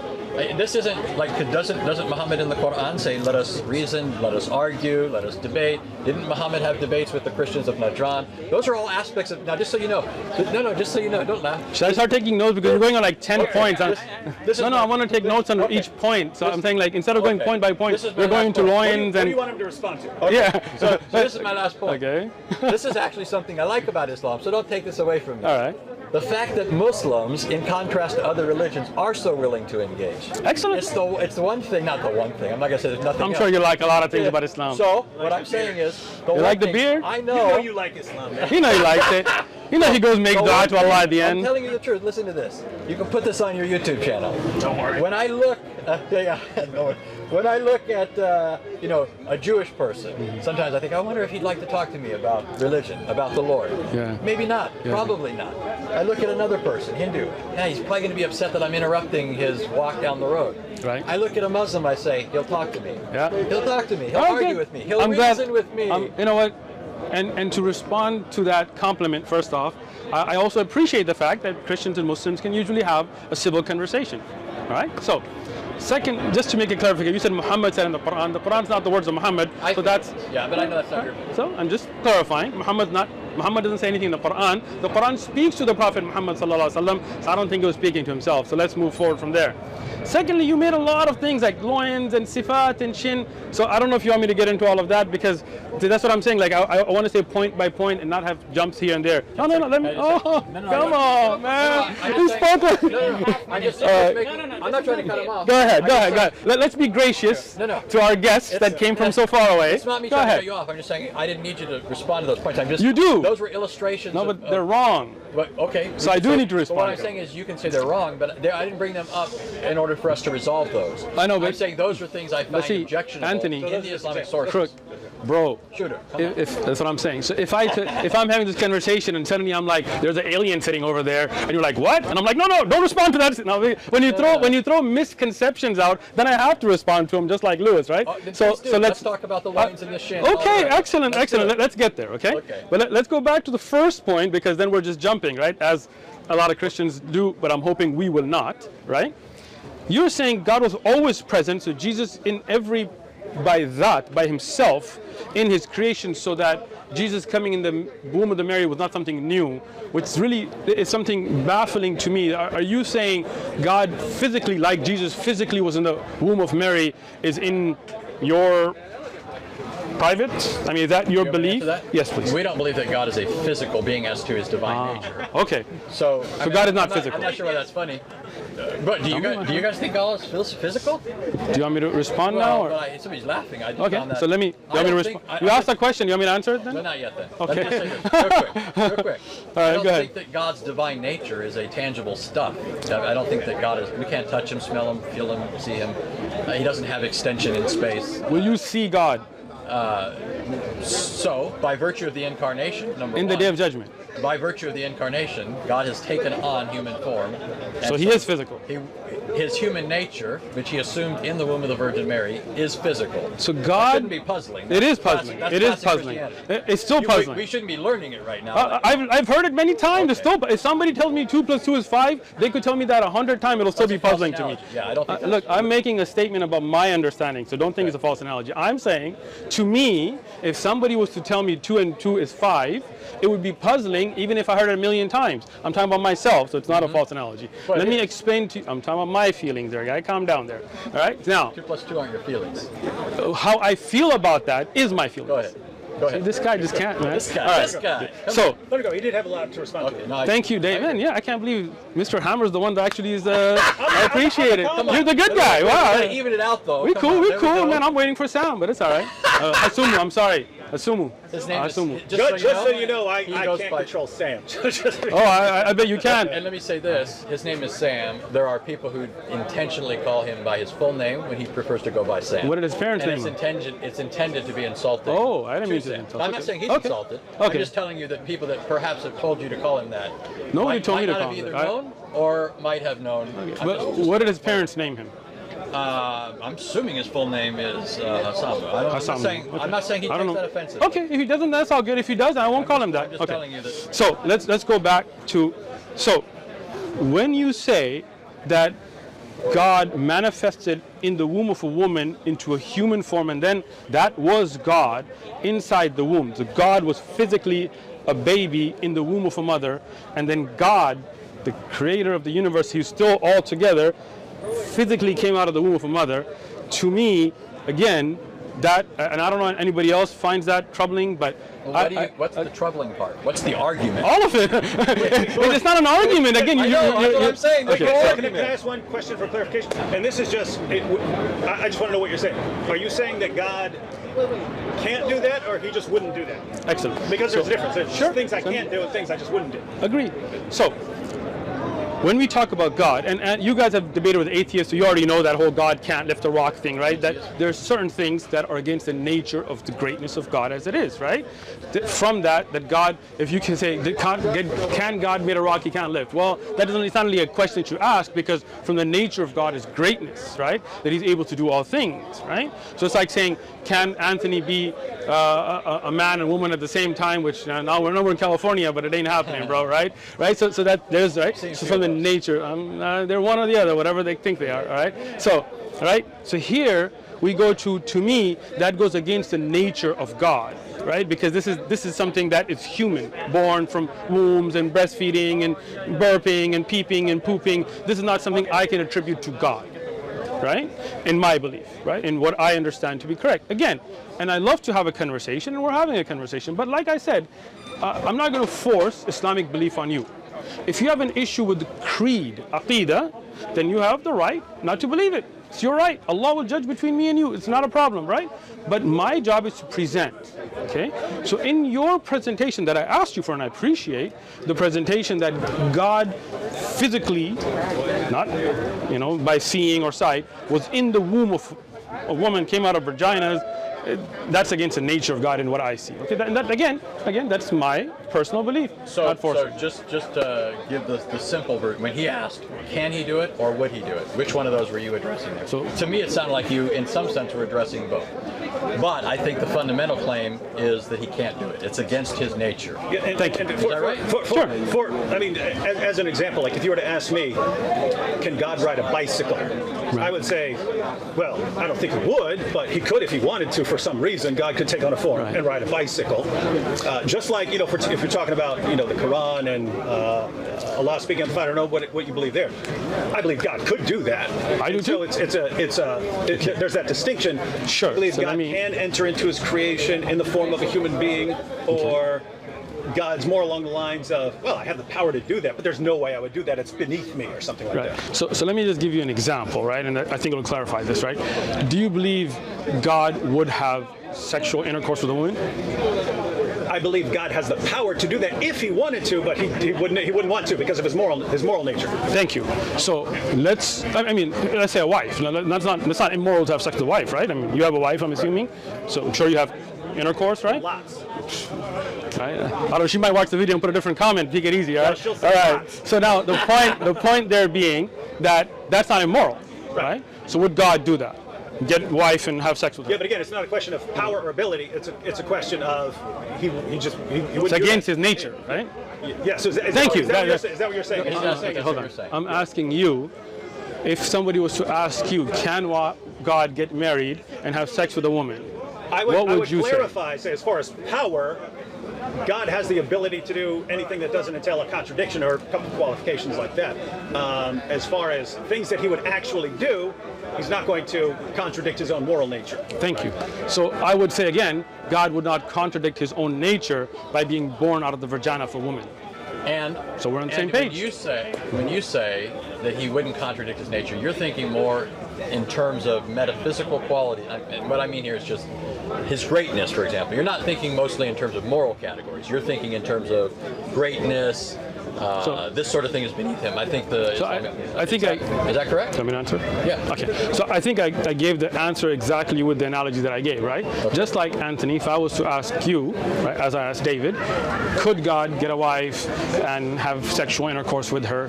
You would say that's against the nature of God. I'm assuming, right? So what I would say. What would you say? That's why I was trying to clarify. Go ahead. Were you making it more metaphysical or moral? My answer is, would God do this sort of thing? You're saying it's contrary to his greatness. And my whole point is precisely that's why Jesus needed to become a human being. Because the sorts of things that Jesus did are otherwise outside of the parameters of what is possible within his divine nature. God, for example, cannot die. How could he die then unless he took a human nature? Okay. Right? So So what I'm getting at is, you're not presenting a contradiction so much that God couldn't do this. You just think that your God wouldn't do this. So it's not so much a metaphysical problem as it is for you something else. That's what it seems to me. So you are saying that God could and Did. have sex with a woman? If Jesus wanted to get married, absolutely. Do you think it's contrary to the nature of God for people to have these? So let me put it this way. You're saying God did have sex with a woman? No. So when I was saying you jumped out, right? No, that's not all I said. So He said yes before you finished. So you see? You said. Come on, even it out. Come on. So you see why you should let me finish before you say yes? You said I Right, David? Yeah, Right, see? David? No. See, it's too late. You're Muslim. Okay. Should we do the Shahada now or later? No, so listen. So that's. Look, I don't think that's why don't you let me finish what I'm saying before you respond? Okay, How about that? I know what you were saying. No, you didn't. Go ahead. Because I was saying, do you think God could have sex with a woman? And you said he did. Okay. What? No, that's What, true. Anthony? That's no, true? You're right. If you're right, man. No. What are we doing? That's fine. fifth? No, that's good. I think you I said, thought you. Yeah, I thought you said. Again, I think you added something on after you started answering, but Because I hadn't you were finished. Saying, That's you were it. saying. Do you I think didn't add anything. Do you think God could have sex with a woman? And Anthony was saying, if that were part of his plan, that once he had entered creation as Jesus of Nazareth, then as a human being, he would have the ability to do that. So let me say. Interesting. That's a new thing too. I've never heard a Christian say that before. Let me so explain something. Can I say man. this? No, I didn't Go get ahead. to finish because we got. How about see he and then? You're answering him, so we need Yeah. Go ahead. No, come on. We can have fun here, Okay, guys. go ahead. This doesn't Have fun. to Let's be have fun, yeah. man. I'm having fun. Yeah. So let me explain something about our view of morality. I don't know where you're at on this. We'll find out. In terms of the nature of man, right? Obviously, we all agree man's a creature. He's dependent on God, doesn't exist apart from God. Would stop to exist if God willed him to stop existing, right? Man, if God willed for man to stop existing, he would stop existing, right? Do you want me to? No, but what I'm getting at is this. We believe man was made in the image of God, and so man is to reflect God in his character. Image doesn't mean man looks like God, right? That's not what we mean. But we believe that man has certain characteristics that are, man, unlike other creatures, can reason, can know its creator, can worship him, at least in the way that man can. That's not true. Other creatures, I'm not saying everything glorifies God. We all agree on that, right? What I'm getting at is the morality that we have is a reflection of what God is like. The reason we're to have no other gods is because there are no other gods, right? Good, I'm with that. That's the One first God. commandment, right? No kids, Second no commandment- parents. Second commandment is don't worship idols or worship God. We would say, in fact, if you're Salafi, you're closer to my view on this. We're not to worship God in any other way other than what He has commanded. Right? We agree on that. I'm right? just listening. Right. Okay. I think we agree on that. I'm just gonna tell you. Like we can't. You're Salafi? We can't. You could say I'm a Salafi version of Christianity. We agree that if we agree that if we were Muslims, we'd probably be Salafi. How about this? How about we agree? When you become Muslim, you'll become Salafi. How's that? You become reformed. Reformed in Islam. All right, go ahead. So what I'm getting at then is that what we have in morality are a reflection of what God expects us to be like as His creatures, as His image bearers. I'm going to disagree, but I'm going to let you finish out of respect. But so you understand, the reason why I say that there's nothing that God approves of that if He became a human being, He would live by that same law. He would reflect that in His character. He wouldn't be an atheist. So let me. He wouldn't be an idolater. I mean, that didn't make sense, right? How could you be atheist and you are God, right? So let me. So I'm telling you, it reflects. Can I His respond character. now? But this responds to you. This responds to you asking if God became a human being. At least this is what I was thinking you were asking. Would this be possible for Him to do? And I'd say yes. Okay, now he gets 3 minutes or whatever. It's all right. Okay, It's all that's right. good. Let's just I go. didn't know you were timing it. I thought you were. That's actually a good. That's good. That's It's good. okay. You guys can speak. Don't worry about it. You're definitely going to want to do that when Sam comes over. He speaks. Yeah. He yaps a lot. You say like 2 minutes, 2 minutes. Everybody. 2 minutes, something like that. David Wood is saying Sam yaps a lot. I got you. Sam will talk your ears up, just so you know. I gotta invite you for tea, man. You're cool. All right, and you too, Anthony. Thank you. We gotta even it out. you. Oh, even yeah, it out. even All it right. out. All right. So, God, the Creator, has His set of rules that are separate from us, the creation. Okay. even if God, na'udhu billah, like we seek refuge from Allah from this kind of thing, even if you try to say that God was on earth, I don't believe that God needed to poop or pee or rest or get angry and lose his senses as humans do. For example, no, let me finish, Anthony. There is what we call pleading insanity.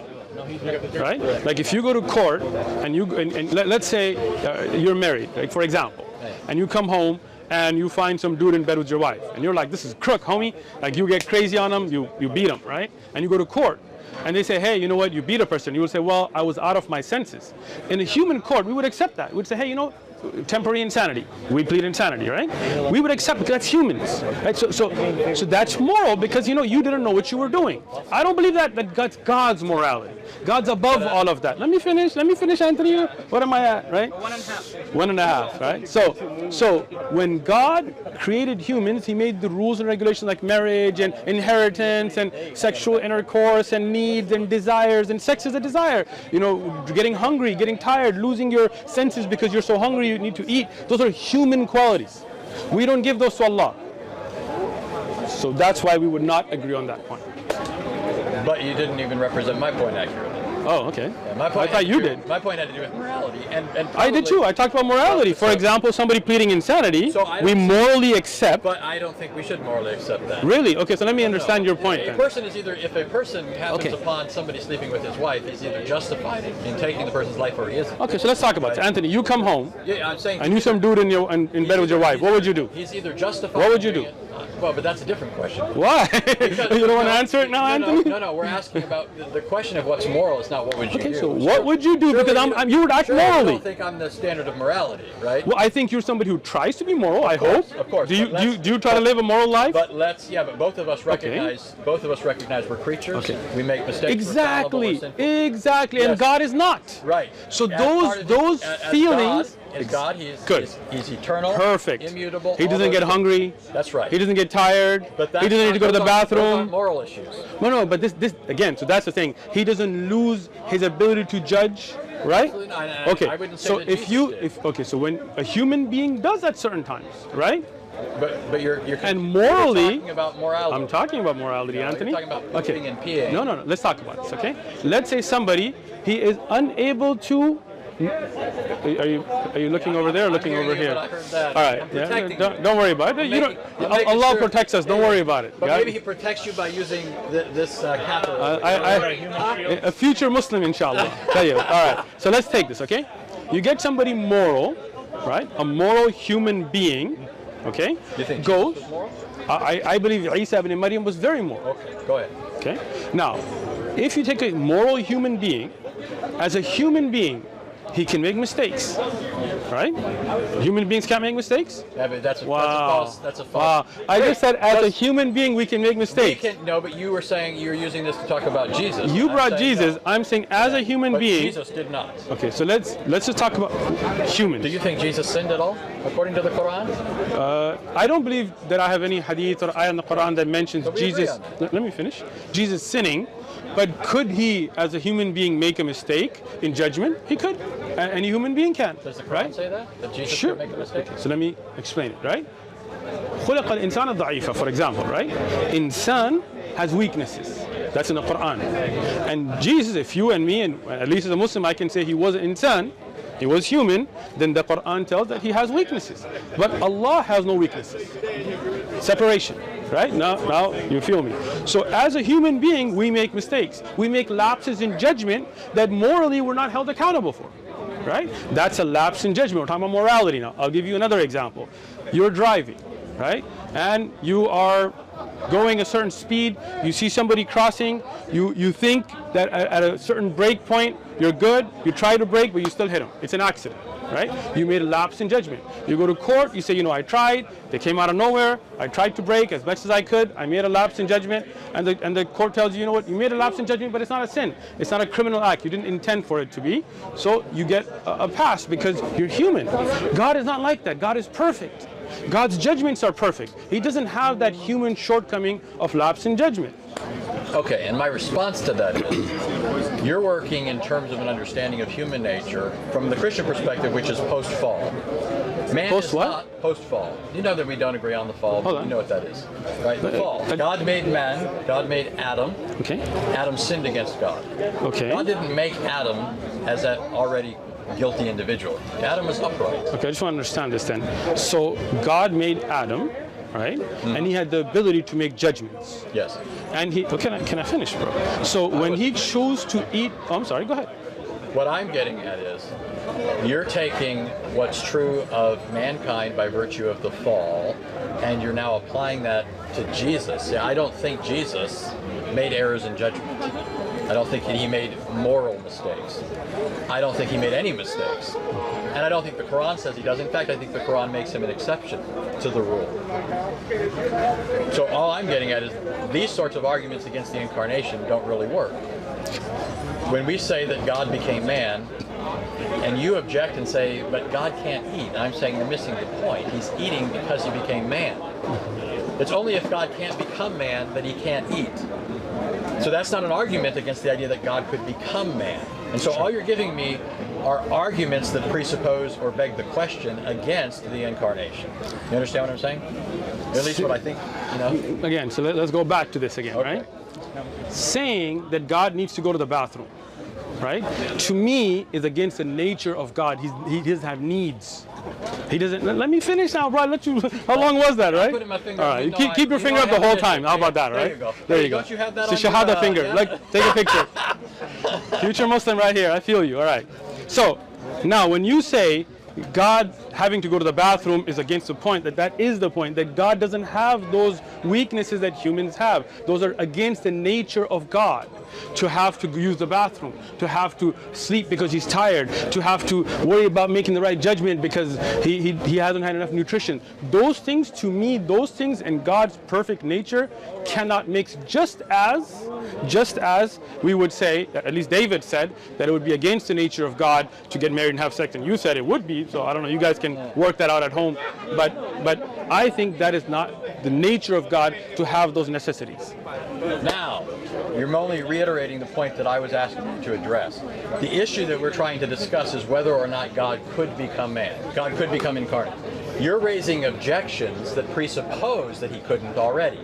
Okay? So that's not an argument against it. That's known in logic as begging the question.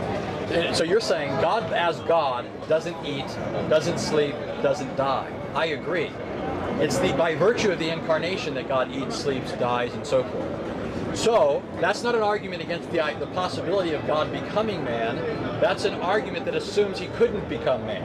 Okay? Understand? So for example, if our argument was, could I get married and have children, and then, you know, you're arguing that I can't, and I'm arguing that I can, and you keep arguing that you can't get married and have children because right now you don't have any children, you're not married, and so forth. But that wouldn't be an argument against whether I could or couldn't get married and have children. It'd just be an argument that right now I'm not married and couldn't have children. So what I'm asking you to address is the fundamental point: could God become incarnate? Not repeat. If God would be going to the bathroom, God would eat, God would sleep, God would die, God would rise again, right? Victorious over death, as proof against the incarnation. Because that all presupposes the incarnation, and it begs the question that we're actually trying to go to the bottom of. Okay, so let me say this again, because I think when me and David were talking, you kind of zoomed out because I addressed.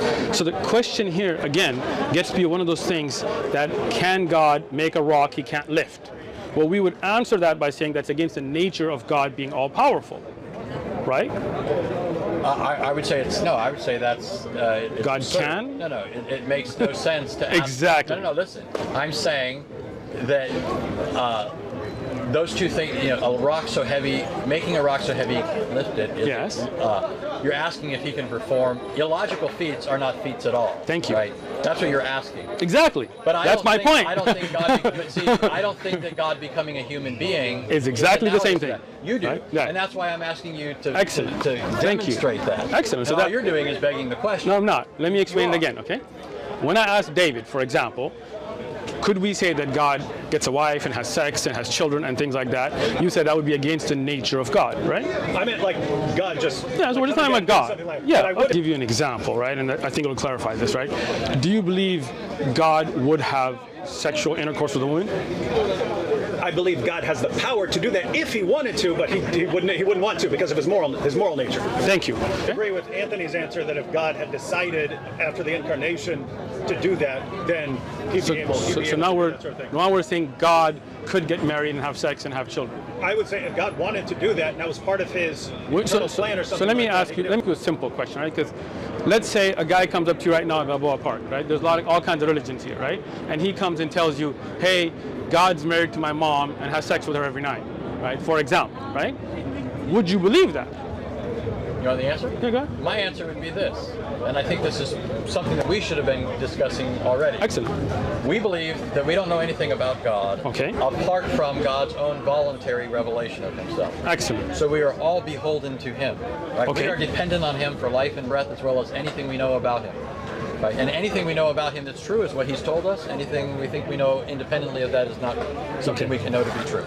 Now, so what I'm getting at is, in the Bible, God revealed himself through the prophets and prepared the world for just what happened in the incarnation. Okay. When it says in Galatians 4, for example, that in the fullness of time God sent forth his Son, born of a woman, made under the law, so that he might redeem those who were under the law, right? This is the point of the incarnation. When he says that, this happened in the fullness of time, he's saying that this is the outworking, the culmination, the fulfillment of what had been revealed through the prophets in long ages past. Among those passages that teach that, you have, for example, and I know you've heard some of these, Isaiah 9:6, that he would be the mighty God. Jeremiah 23:6 said that the child that would be born would be Jehovah our righteousness. Malachi 5:2 says that he would be the one whose origins are eternal, right? He has no beginning, no end. He's from of old. So those are the sorts of things that, for me, are necessary in order to adopt this belief, so that when he fulfills these things, I say, okay, that's the one who was announced. This guy popping up out of the middle of nowhere is not showing up in the fullness of time. Okay. He's not fulfilling prior prophecy. Okay. He's not doing the sorts of things that the Old Testament shows God could do. God appeared to Abraham in Genesis 18. God appeared to Moses in Exodus 3, to numerous prophets. In the Christian view, those things were not only not impossible for God, he revealed that these were possibilities and that they would be a future actuality when Jesus became flesh. So, Anthony, with all due respect, that was just preacher mode, right? Now, the question again is about that possibility. So if somebody comes and tells you that, right, other than saying that it's not in the Bible, right, which obviously it's not because this is post-Bible, would you say conceptually that makes sense, that God comes, got married to his mom, and hits it every night? In principle, I've already answered you saying that the incarnation happened. Okay. God became flesh in the womb of Mary and was born of her. So you're and saying fulfilled the prophetic scriptures. Okay. You're asking me if some guy popped up out of the blue. Yes. I think it would be a natural reaction to that sort of thing if you don't have word from God, century after century, preparing the world for this very event. Gotcha. So when it happens, and then that man, on top of everything else, lives a perfect life. So again, you're avoiding the question. That's not avoiding the question. This is the logic of Christianity. This is how it works. That's the problem. Well, you think it's a problem, but you've yet to demonstrate it. You beg the question, but you haven't answered it. Look, it's a very simple question, bro. And you're going all around it, right? The thing is, you know, and I know, that, and David knows as well. Do a Jedi mind trick now? No, you don't see me here, right? So, you know, and let's be honest, right? Let's be honest. Let's be honest, right? If some dude walks up right now and tells you that, you're going to be like, you don't know what you're talking about, right? You're going to tell him God doesn't come and get married to your mom. You're just making this stuff up, right? This is something that is not in scripture. You would go into your whole thing, but you would not believe that because you know that's not the nature of God to be getting a wife here and a wife there and having kids here and half there. God is above all of that, right? You're imputing beliefs to me, though. You're just imputing can I add a possible example? Okay, because I think. Well, let me give you an example. If someone came up to me and said that they have a time machine in their pocket, okay, I would not believe it for a second. Okay. It's not because I don't believe it's possible.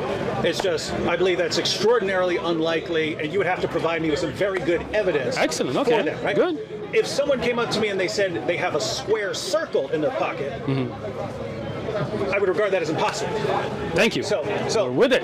yeah. So what When you get with it, then so I'll give notice you. those are two things. One is Right. it's extraordinarily improbable given everything else I believe. Right. That's one thing. And then there's things that I would just regard as possible. If you say, hey, there's a married bachelor over there, so I don't know what you're talking about. I don't know what you're talking about. Exactly. If you say, anyway.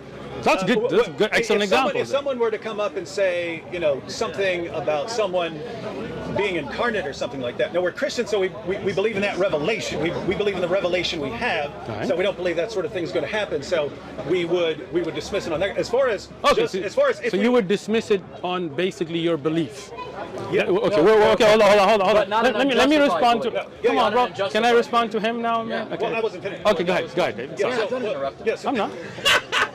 Yeah, so what I'm saying is, in other words, since we're Christians, we believe that God has sent his revelation and there's no more incarnations or anything coming along, right? So we would say, oh, we're Christians, we believe that. But if we weren't Christians and we were just saying, hey, if God has the power to do what he wants, if God wanted to enter creation and do this, our point is we wouldn't say, I reject that because it's an impossibility or a contradiction. We would say, that sounds really far-fetched, so you're going to have to give me some really good evidence. We wouldn't regard it as a contradiction. And Anthony's point, what he was saying about all this background knowledge and prophecies and so on, is he's saying we do have good evidence, and so that's why we would dismiss it. Because if someone just came along and said, "Hi, I'm Jesus. I'm the divine Son of God who entered into get that all the time creation," here, we would yeah. say, "No, what are you talking about, man?" Excellent. But if it's- Can I speak now, bro? Are you done? All right, thank you. So that is exactly the point.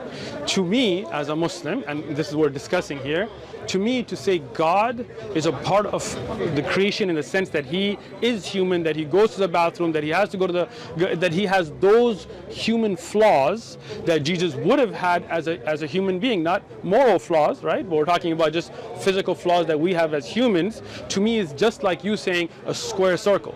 To me, I see no difference in that.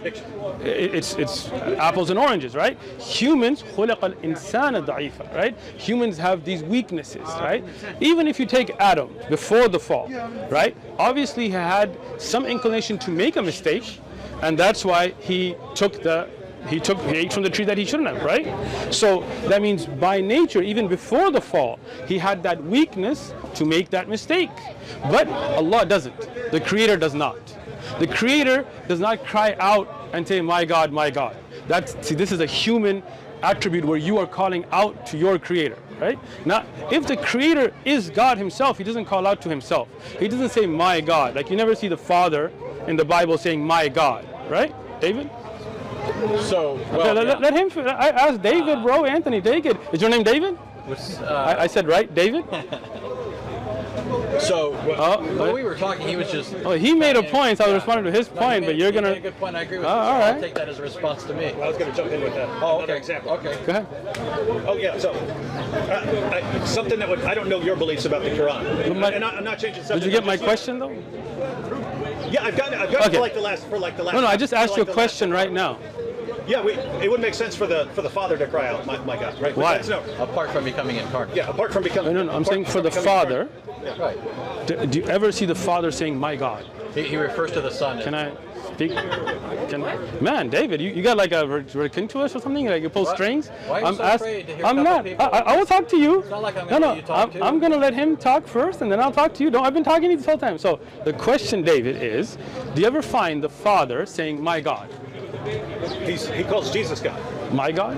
No, if you're talking about Jesus crying out, my God, you say no, the Father doesn't do that, right? Okay. We don't believe. Gotcha. So the Father, then this is the nature of the Creator. He doesn't call out.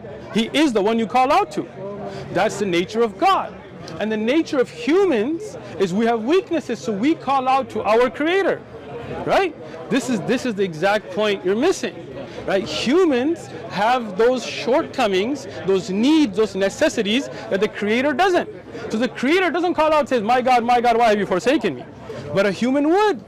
Yeah, and Go so ahead. this, yeah, I He know, was yeah, human. Yeah, and so But he was God, you're I saying. just wanted, He became flesh. But he was completely God. You don't realize you're begging the question. No, Yeah, I'm making a very I wanna clear give an distinction. example. So, Go ahead. So I don't know exactly what you believe about the Quran and the speech. I believe in the speech of Allah Quran, and the so on. Kalam of Allah. Yeah. But lots of Muslims tell me that Allah's speech is eternal, co-eternal with Allah. Sure. And this isn't. I'm not changing the subject here. This is an example. This is an example of what we're talking I'm listening. about. So, if the Quran is Allah's eternal speech, then if you were to say, hey, does the Quran have a beginning? Something like that. I would say no. If it's eternal, then it has no beginning. You're right. If you said, can it be corrupted? I would say, no, it's divine. It can't be corrupted, right? So if you were to ask these kinds of questions, I would say, as far as the eternal speech of Allah or an attribute of God, I would say those kinds of things, it doesn't make sense There we go, David. raise those kinds of questions, right? But if you were to say to me that we have a physical Quran, right? Excellent. This doesn't have the Arabic in it, but assuming this had the Arabic in it, that we have a physical copy of the Quran. Excellent. Then it seems like the physical copy of the Quran would kind of have two natures. It's the eternal speech of Allah, and yet it's entered our world because we have a physical world. It's entered our world as a physical book made of paper and glue and ink. And therefore, if you were to ask me, does it make sense to talk about this as having a beginning, or about this being corrupted and changed and so on? Then I would say, yes, it's a physical book. Of course, it can fall apart. It eventually will. You mentioned earlier that people can eat it or burn it or all kinds of things. And so it makes sense to talk about a physical, Weird people, yeah. It makes sense to talk about a physical Quran. Excellent. So in other words, I would say that a book that has two natures, that it's the eternal speech of Allah entered into creation in a physical form so that we can have it, it now makes sense to talk about this having a beginning, and I'm assuming it has a publication date.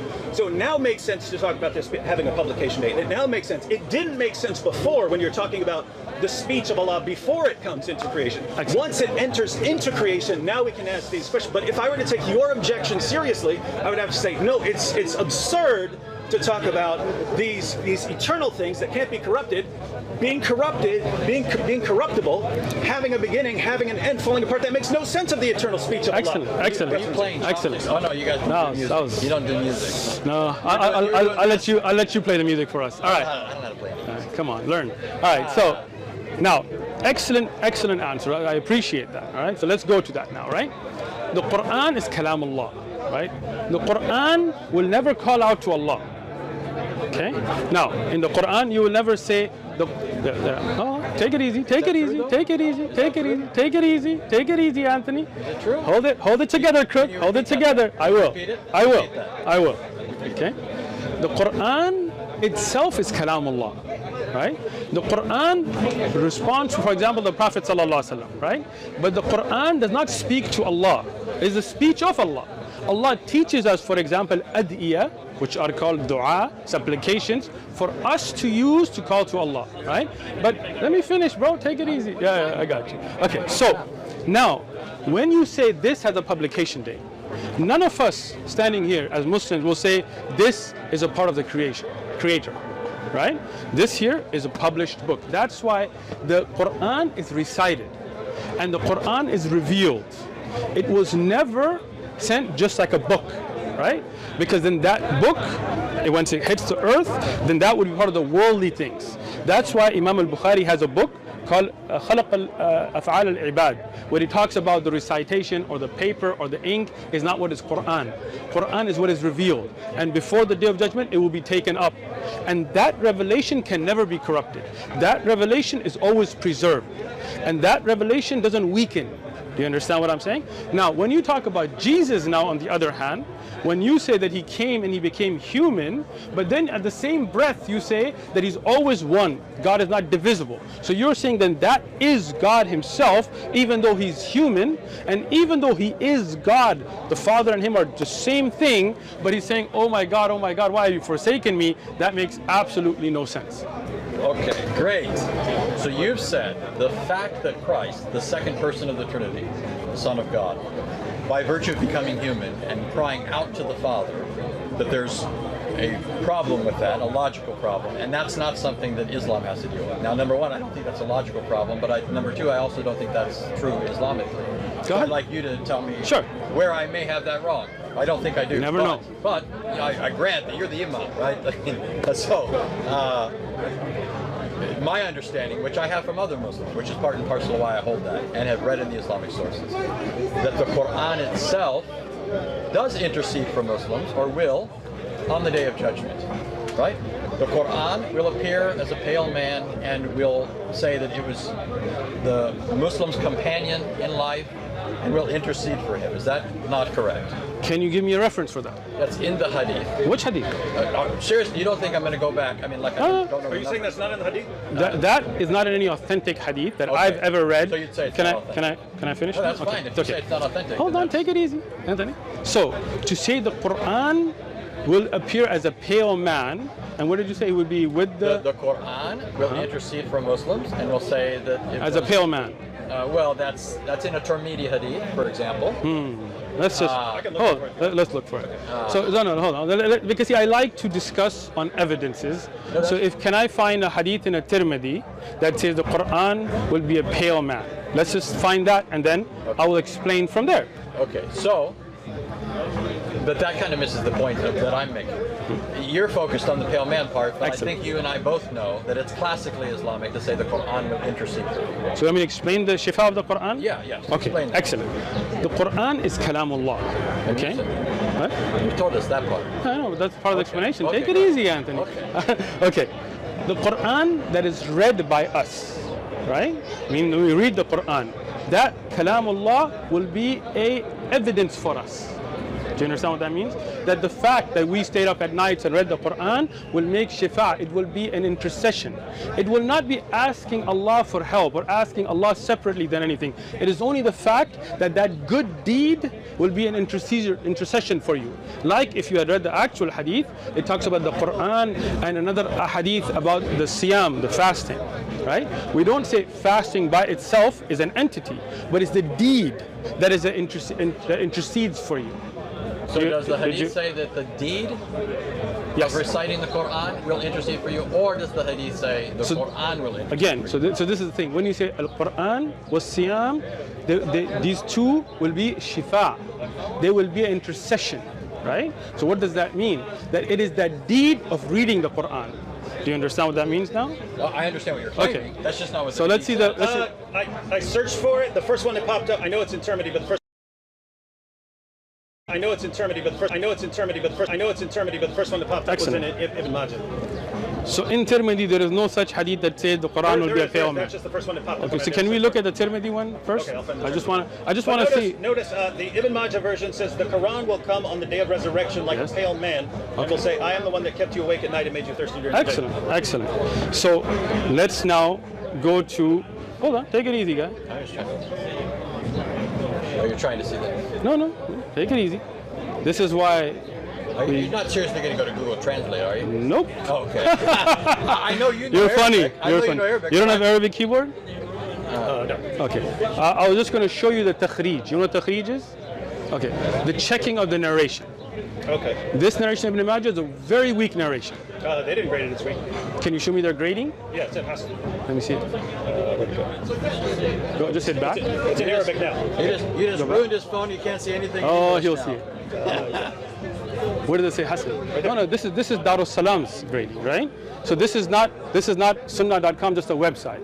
Okay? So Darus Salam is a publishing house, right? But that's not the grading they give the rating according to hadith scholars, right? They're not just making it up. No. So we need to. I know this hadith, and that's why I was telling you, right?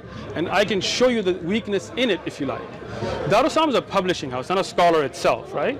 Their grading by itself is not a hujjah, it's not an evidence. You have to look at the evidence from the scholars of hadith. Do you understand what I'm saying? That's why I asked you, right? Now, if you like, and if you, how long are you in San Diego? Let me just finish. How long are you in San Diego? We're leaving tonight. Oh, right. I was going to invite you to my house. I have Ibn Majah. I appreciate the fact look, that you would have invited you got dinner, you got tea, I got you. Right? And I would sit with you and explain to you from the sharh of Ibn Majah why this hadith is da'if actually. Because I teach Aqidah and I taught the subject. Okay? In the authentic narration, and again, this is not in a Tirmidhi, by the way, anyway. Let me see the Tirmidhi riwayah you have, right? You said you had a Tirmidhi riwayah? So I could. So I have to search for it. I'll wait for it. In the authentic narration, it does not mention the pale man. That's why I was trying to explain to you. Rather, the Quran and its shifa is from the one who stayed up at night.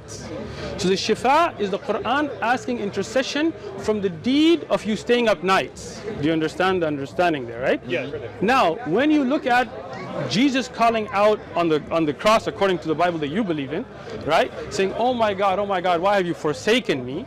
That is not about a deed that you did. That is one entity calling out to another entities for help and asking, why have you forsaken me? Is that correct or wrong? So that you know, I'm not saying I have any problem with that. I absolutely affirm that. So you the second affirm person of the Trinity took on a human nature. So he was no and by longer God. No, he was both God and man, and by virtue of the incarnation, was able to call out to the Father as God. Okay, so I want to understand that. I wasn't trying to give an apology. Okay, so I want to understand. absolutely affirm Okay, so let me understand what you affirm. You're saying Jesus came to earth and became a man. Absolutely. So was he that all-powerful, all-being, has no needs God at that time or not? He was both God and man. Again, that's like a square circle, You right? could say that's like a because square circle. because God has no needs, right? As his divine nature. So think of it Okay. this way. I mean, it's not that hard, really. It is hard because it's confusing. It's like a square circle. You're asserting that it is. But To me, it is. There hasn't been a demonstration of that. What I'm getting at is as God. So as an example, you think man has a soul, man has Yes. a body, Yes. right? Your soul and your body are not the same thing. They're both you. True. We don't want to get into a whole tangent here. I'm with you. But Keep there are going. things that are true of you bodily that aren't true of you in terms of your soul or spirit, Okay. right? If your body dies, does your soul die? No. No. As Christians, we believe Christ is both God and man, just like man is body and soul. Okay. Right? Man has those two constituent elements. Let me. But speak. so all I'm saying is, although the attributes of Christ as God are such as he is omniscient, omnipotent, omnibenevolent, all of these things, his human attributes and qualities are most definitely character. He's in one place at one time. He gets hungry. He slept. He wept. He died. Did he go to the bathroom? He absolutely did. God went to the bathroom. Yeah. God became flesh And went to the dwelt bathroom. among us, and Did he get diarrhea? Secured self. He died on the cross. What more do you want? That's than that? pretty. What more do you want than that? Huh? You are Muslim, aren't you? This is a Died on the secret, cross. right? You're He got looking- tortured. Yeah. Absolutely. God got Beard plucked tortured. out, God. beard plucked out. His Ooh. back was whipped. Gotcha. Huh? Yeah. And he gets cried whipped out also. to who? He cried out to his father. But he didn't say Father. He said God. But He his said, father "My is God." God. That's But he is God. yes. That He doesn't is- make sense now. Now you're Again, saying it doesn't make sense. that doesn't make sense. We already talked about that No, earlier. and it didn't make sense earlier. No. But let me. Well, then it doesn't make sense to say Allah has sifat. Of course it does. No. Allah's You can't say sifat of are a course. part of Him. Christ Allah's is a part sif- of the Father. But Allah's And his essence. sifat don't separate. Allah's sifat don't need to go to the bathroom. The son, Allah's sifat. Uh-huh. Huh? Go ahead. You believe that the Quran is the Again, instantiation in some sense? I just told you earlier. No, I heard what you said. No, you didn't. I did. No Muslim says that this right in your hand is a part of Allah. Well, first of all, that's not even an Arabic. Exactly. So for you to lift this up doesn't make any sense, right? But you knew what I meant. I do. This represents that. And I will tell you, as I told David, when you didn't listen, I guess, but I'll say it again. You guys want to be? All right, no, there I'm you go. listening All to you, right. but I'm also finding what you wanted because I can get it Excellent. really quickly. Okay, so now the issue gets to be the sifat of Allah are a part of Allah. Even if Allah reveals, you understand the difference between revealing and becoming separate, right? The sifat of Allah never have weaknesses. You can burn the written copy because that's not the Quran. The Quran is what is recited. It cannot be corrupted. Somebody can make a mistake in their reading, but their reading is not the sifat of Allah. Now Jesus saying, "My God," Jesus' is human nature is not part of his divine essence. okay. So that's Christ- that's the confusing part here because you're saying that the soul is a part of me. Without the soul, I can't exist. Right? Right? That you So are your soul. you are. You are Thank your you. soul. So if you are your soul, and then Jesus is his soul, and you're saying that's God.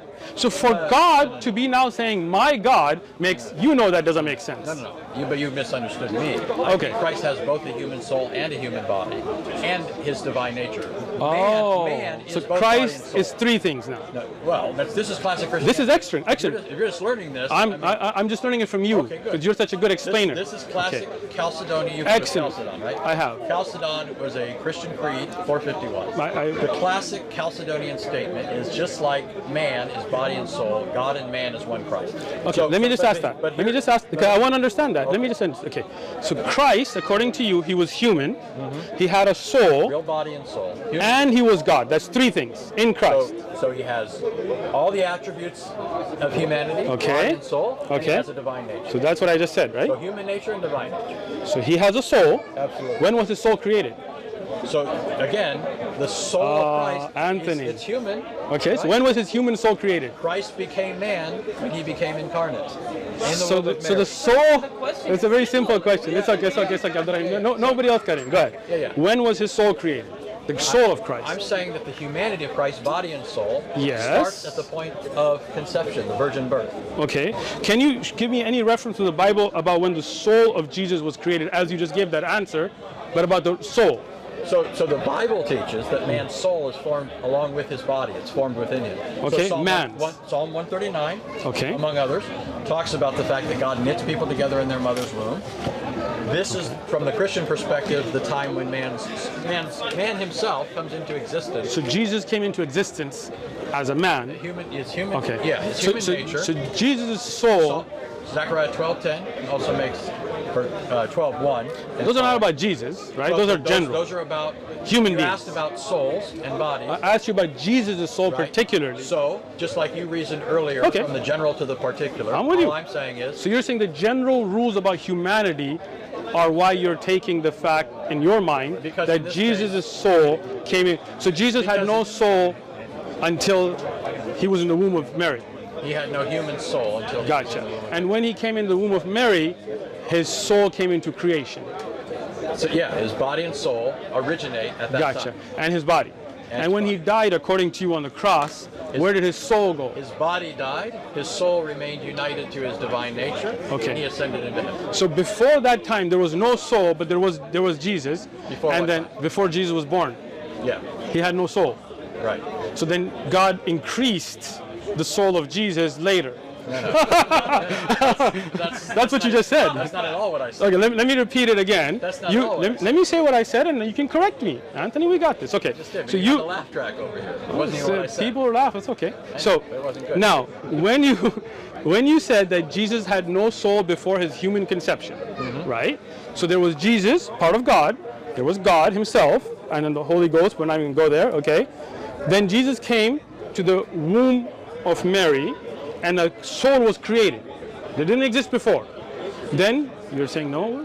You're saying no. Or? He's not saying anything. Okay, I'm sorry. I thought you were shaking your head. Okay, so then Jesus was born with a human soul and a human body and a godly nature, three components. Then he goes on a cross and he dies, and his body dies. His soul now, that was newly created, now becomes a part of God. No. No? That's not That's even close to exactly I what you said. Well, okay, tell me not what you said exactly then. what I Tell me said. what you said And then. just like you said to me earlier, not putting words in your mouth. I'm not. I Now you really. said from me, I didn't say anything like that. right? I got it. You guys got it on video, but Yeah, go ahead. We got it on video. Good. Say, Yeah. Tell me again. What I told you, you Okay. said his soul increased, and I never said anything along those lines either. Mm-hmm. What I said is very clear, and this is just classic Christian theology. Mm-hmm. Right? Chalcedon is just solidifying what was always taught by Christians. At Chalcedon, it says that Christ took on a true human nature. Human nature is a body-soul entity.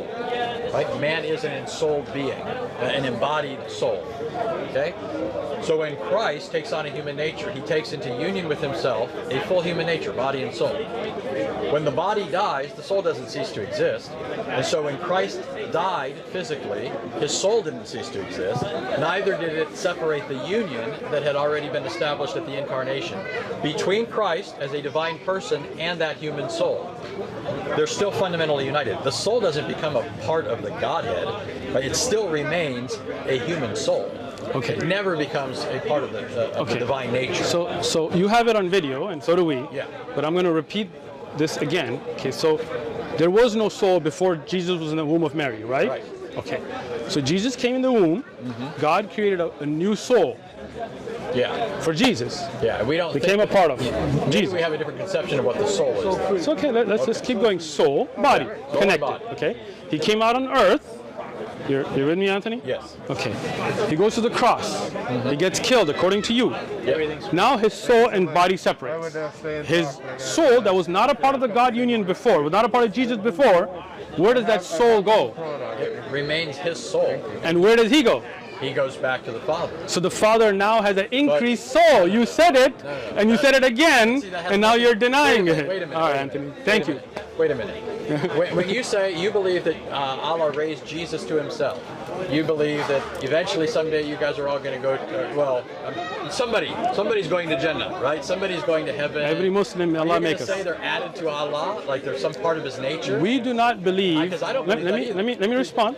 We do not believe we in Jannah are a part of Allah. And neither do I. But you said no. But you said Jesus is a part of God. No. We're talking about Jesus' soul. I said. You got God, bro. It's over. It's over. Thank you. You've been asserting It's and over, begging the man. question the whole Look, time. it's over. It's over. Thank you've you. been asserting. Hold Thank on. you. Hold It's on. okay. It's okay. Yeah, you can get. Thank you. We'll bring Sam in here in just a second. But we need to be clear here. I never said that Christ's soul becomes part of the deity. That was your claim. That was your claim. You're I'm laughing, glad this is right? recorded. Oh, I'm so glad because I'm going to show. Okay, this so where does man that in soul go? simple English, or Where does the soul Christian go? theology. What does it have to do with where does the soul go? Jesus' soul. Where does it go? Do you think if somebody's soul goes to heaven, it becomes part of God? No. Well, neither do I. But you said Jesus' soul connected with him. It doesn't separate I- and goes back to being a part of God. But listen, Come on, you guys I gotta did see not this. say that it Come goes back on. to being part of God. You said that, and then you had your laugh track, and then you turned your hand to the camera. Where does the What soul? I Where told did you- Jesus' soul go? Okay, now let's be clear. Your assumption is if his soul goes up to heaven, then somehow it becomes Where part does of the deity. Jesus' soul go?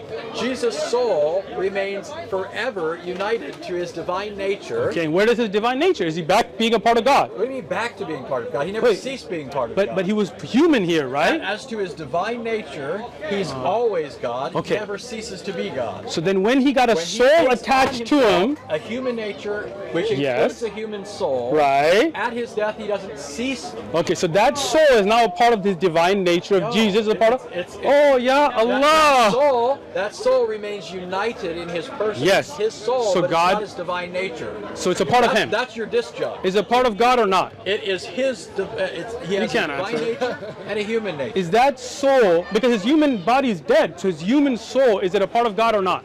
It is not a part of his divine nature. It's That's not a what part I'm of God telling or not? you. It's not part of his divine nature. So Jesus' soul is not a part of God. It's not part of his divine nature. Do you It's a very understand the simple deep- question. It's a very simple answer. Is it a part of God or yes or no? It's a very simple answer. His soul is his human nature, not his divine nature. Jesus, that person, has two natures, divine and human. You keep wanting to conflate the two. So- Christian theology has always said that's not true. And So you're when- just learning for when the first Jesus time, died- after doing Da'if for not the so first time. long, It's not the for first the first time, you're just Listen. now learning that's Listen. not Christian theology. Anthony. We got it on film. Anthony, You said it. Anthony. You This said is it. the first time, as I said, that the way you're explaining it, right? Because other Christians explain it differently. But let Well, me I'm telling you let me Orthodox tell you. Chalcedonian Okay, let me Christology. tell you this. The question you're not answering, that soul that got created, is that a part of God? Yes or no? Not in the sense you're asking. Okay, thank you. So Right? the soul of Jesus is not a part of God. In the Got sense it. that you're asking, that Thank you're you. assuming it's part of his divine nature. Okay, I'm so telling you're saying Jesus' soul, his human body's dead, but his soul is not a part of God. Thank you. I got it. Absolutely. Okay, That's even just- after he died. That's just classic Christianity. Even after he died. Welcome to Christianity Okay. 101. So Jesus' soul is in heaven? Yes. So Jesus will be God and his soul will be in heaven. Why are you doing this? Because Just God, YMCA? I mean, you hope you will be in heaven, right? Yeah, and I'm not But you're going not to a- be God. But your On soul assumption, is separate, if his right? soul's in heaven, then it's part of God. No, I didn't. Yeah, I you never did. said that. That's the I assumption. never said That's that. the assumption I of did your not argument. make that assumption. That is your assumption. This is a flat That is your mistruth, assumption. I'll say it, right? And if that's That not is your not. assumption, then My, your let me argument doesn't follow. let me explain it to you again. Okay, let me explain my assumptions, okay? Okay. Let me explain what you said Jesus did not have a soul before the Prior to womb the of Mary. incarnation. Let me speak now, right? Jesus comes to the womb of Mary. God creates a body for Jesus and a soul for Jesus. Now Jesus is a body, a soul, and a divine nature, according to you. Then he lives in life, and he lives with those three components. Now at the cross, according to you, his body dies, right? And his soul and his divine nature go back to being a part of God. So now, Notice the conjunction, soul and divine nature. that's Go what ahead. I said. Okay. Yeah. Notice Go the back to conjunction. being a part of God. No, I didn't say that. That's where you keep Okay. making the false So, turn. so where does the soul go? You're confusing location with ontology. Okay. You seem to think that Christ's location means some fundamental so change in his ontology. Christ on That's earth, just a complete category Christ mistake. on earth That's was God walking incredibly around, irrational. right? This whole time in this argument, you've been saying that you object to the incarnation because it's irrational, and now you're being as It is. irrational as possible. I'm not. You keep making a false turn that rests on the false assumption that if Jesus goes to the Father, then something about his ontology changes. That's just utterly fallacious. Okay, That's just utterly fallacious. When Even Jesus if you was show your walking teeth. around on Even if earth, you show your teeth, when Jesus was walking around, Uh-huh. was he God himself? he was both God and man. Okay, so as God, he was walking on earth Absolutely. in a human form With a human body, absolutely. and a human soul, And a human soul. and that changed What changed? when he died on the cross. His body died and went to the Excellent. dust. His soul remained his soul, but Okay. never his divine nature. It's so- still not his part of his So divine his nature. soul then, Never becomes part of his okay, divine nature. so his soul will never be part of God. It'll never be a part of his divine nature. Christ is Okay, one all right, person. I got you. Yeah, he's- Thank you, I he's get a it. divine Okay. person. He has I, two natures. I understand your answer. Okay. Thank you. I don't agree with it. Well, okay, well, I don't But expect that's- you to agree that's at this my- point. okay, but I'm sure. saying you understand what it is now. David, do you have the same? You understand at Do you this agree point, that the soul of Christ is not a part of God? it's not a part of his divine nature. You believe that?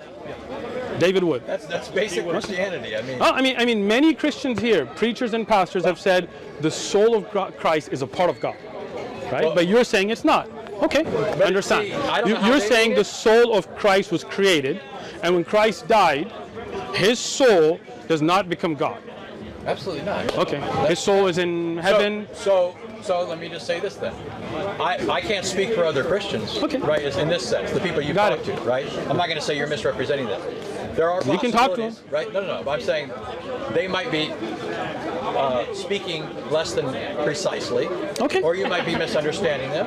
Okay. I can tell you this, even with all the laugh tracks going on, I can tell you this: historic, classic Christianity, in terms of its official formal creeds and confessions, teaches exactly what I just told you. Okay. Right?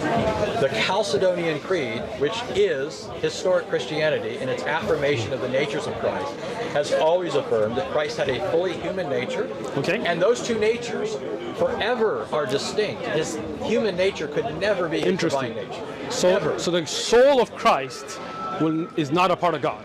It's not a part of his divine essence, his Okay. nature, right?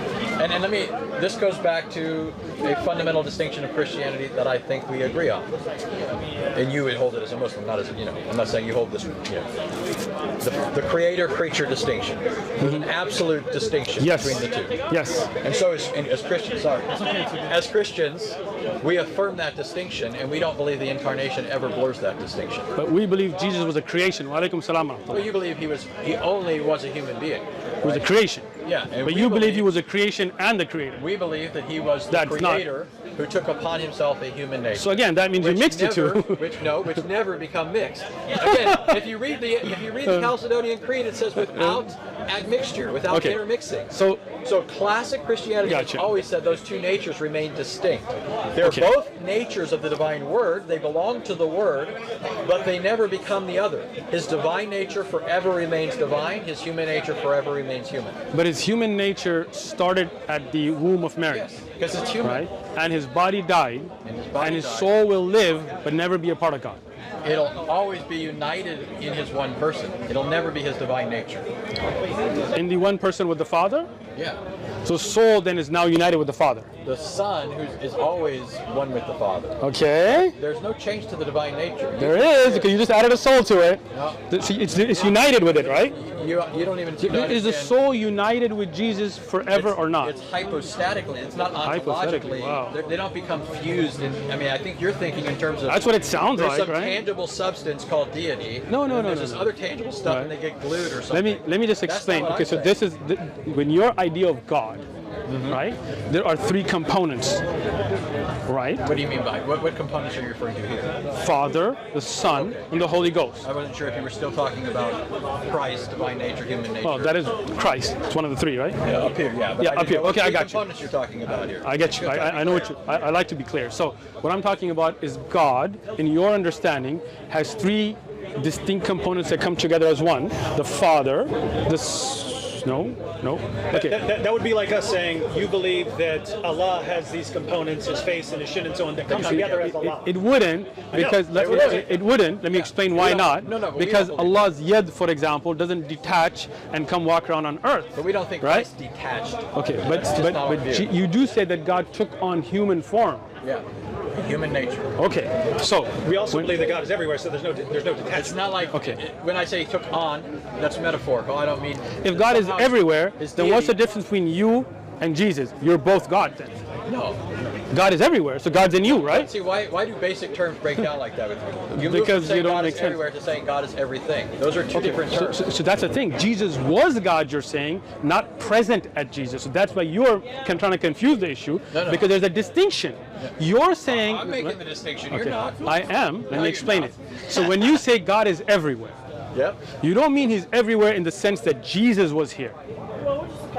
Oh, you Right? mean in the sense that Jesus as incarnate. Yes. Okay. Yeah. So there is that's your breakdown. Okay, so let's take it back to that. So when Jesus was walking around, it is different from God just being everywhere, according to you. Because there's a hypostatic. You know what the term Thank you. hypostatic Yes, yeah. Okay. When you add, There's go a ahead. hypostatic union. Hypostatic pertains to the Excellent. person. So that The means person of the Son is not a Yes. physical, tangible thing. He can be present without taking up any space. Right? We're not saying he occupies space. But right now, this here, us walking around, according to you, God is everywhere in a Upholding sense. everything. Excellent, got you.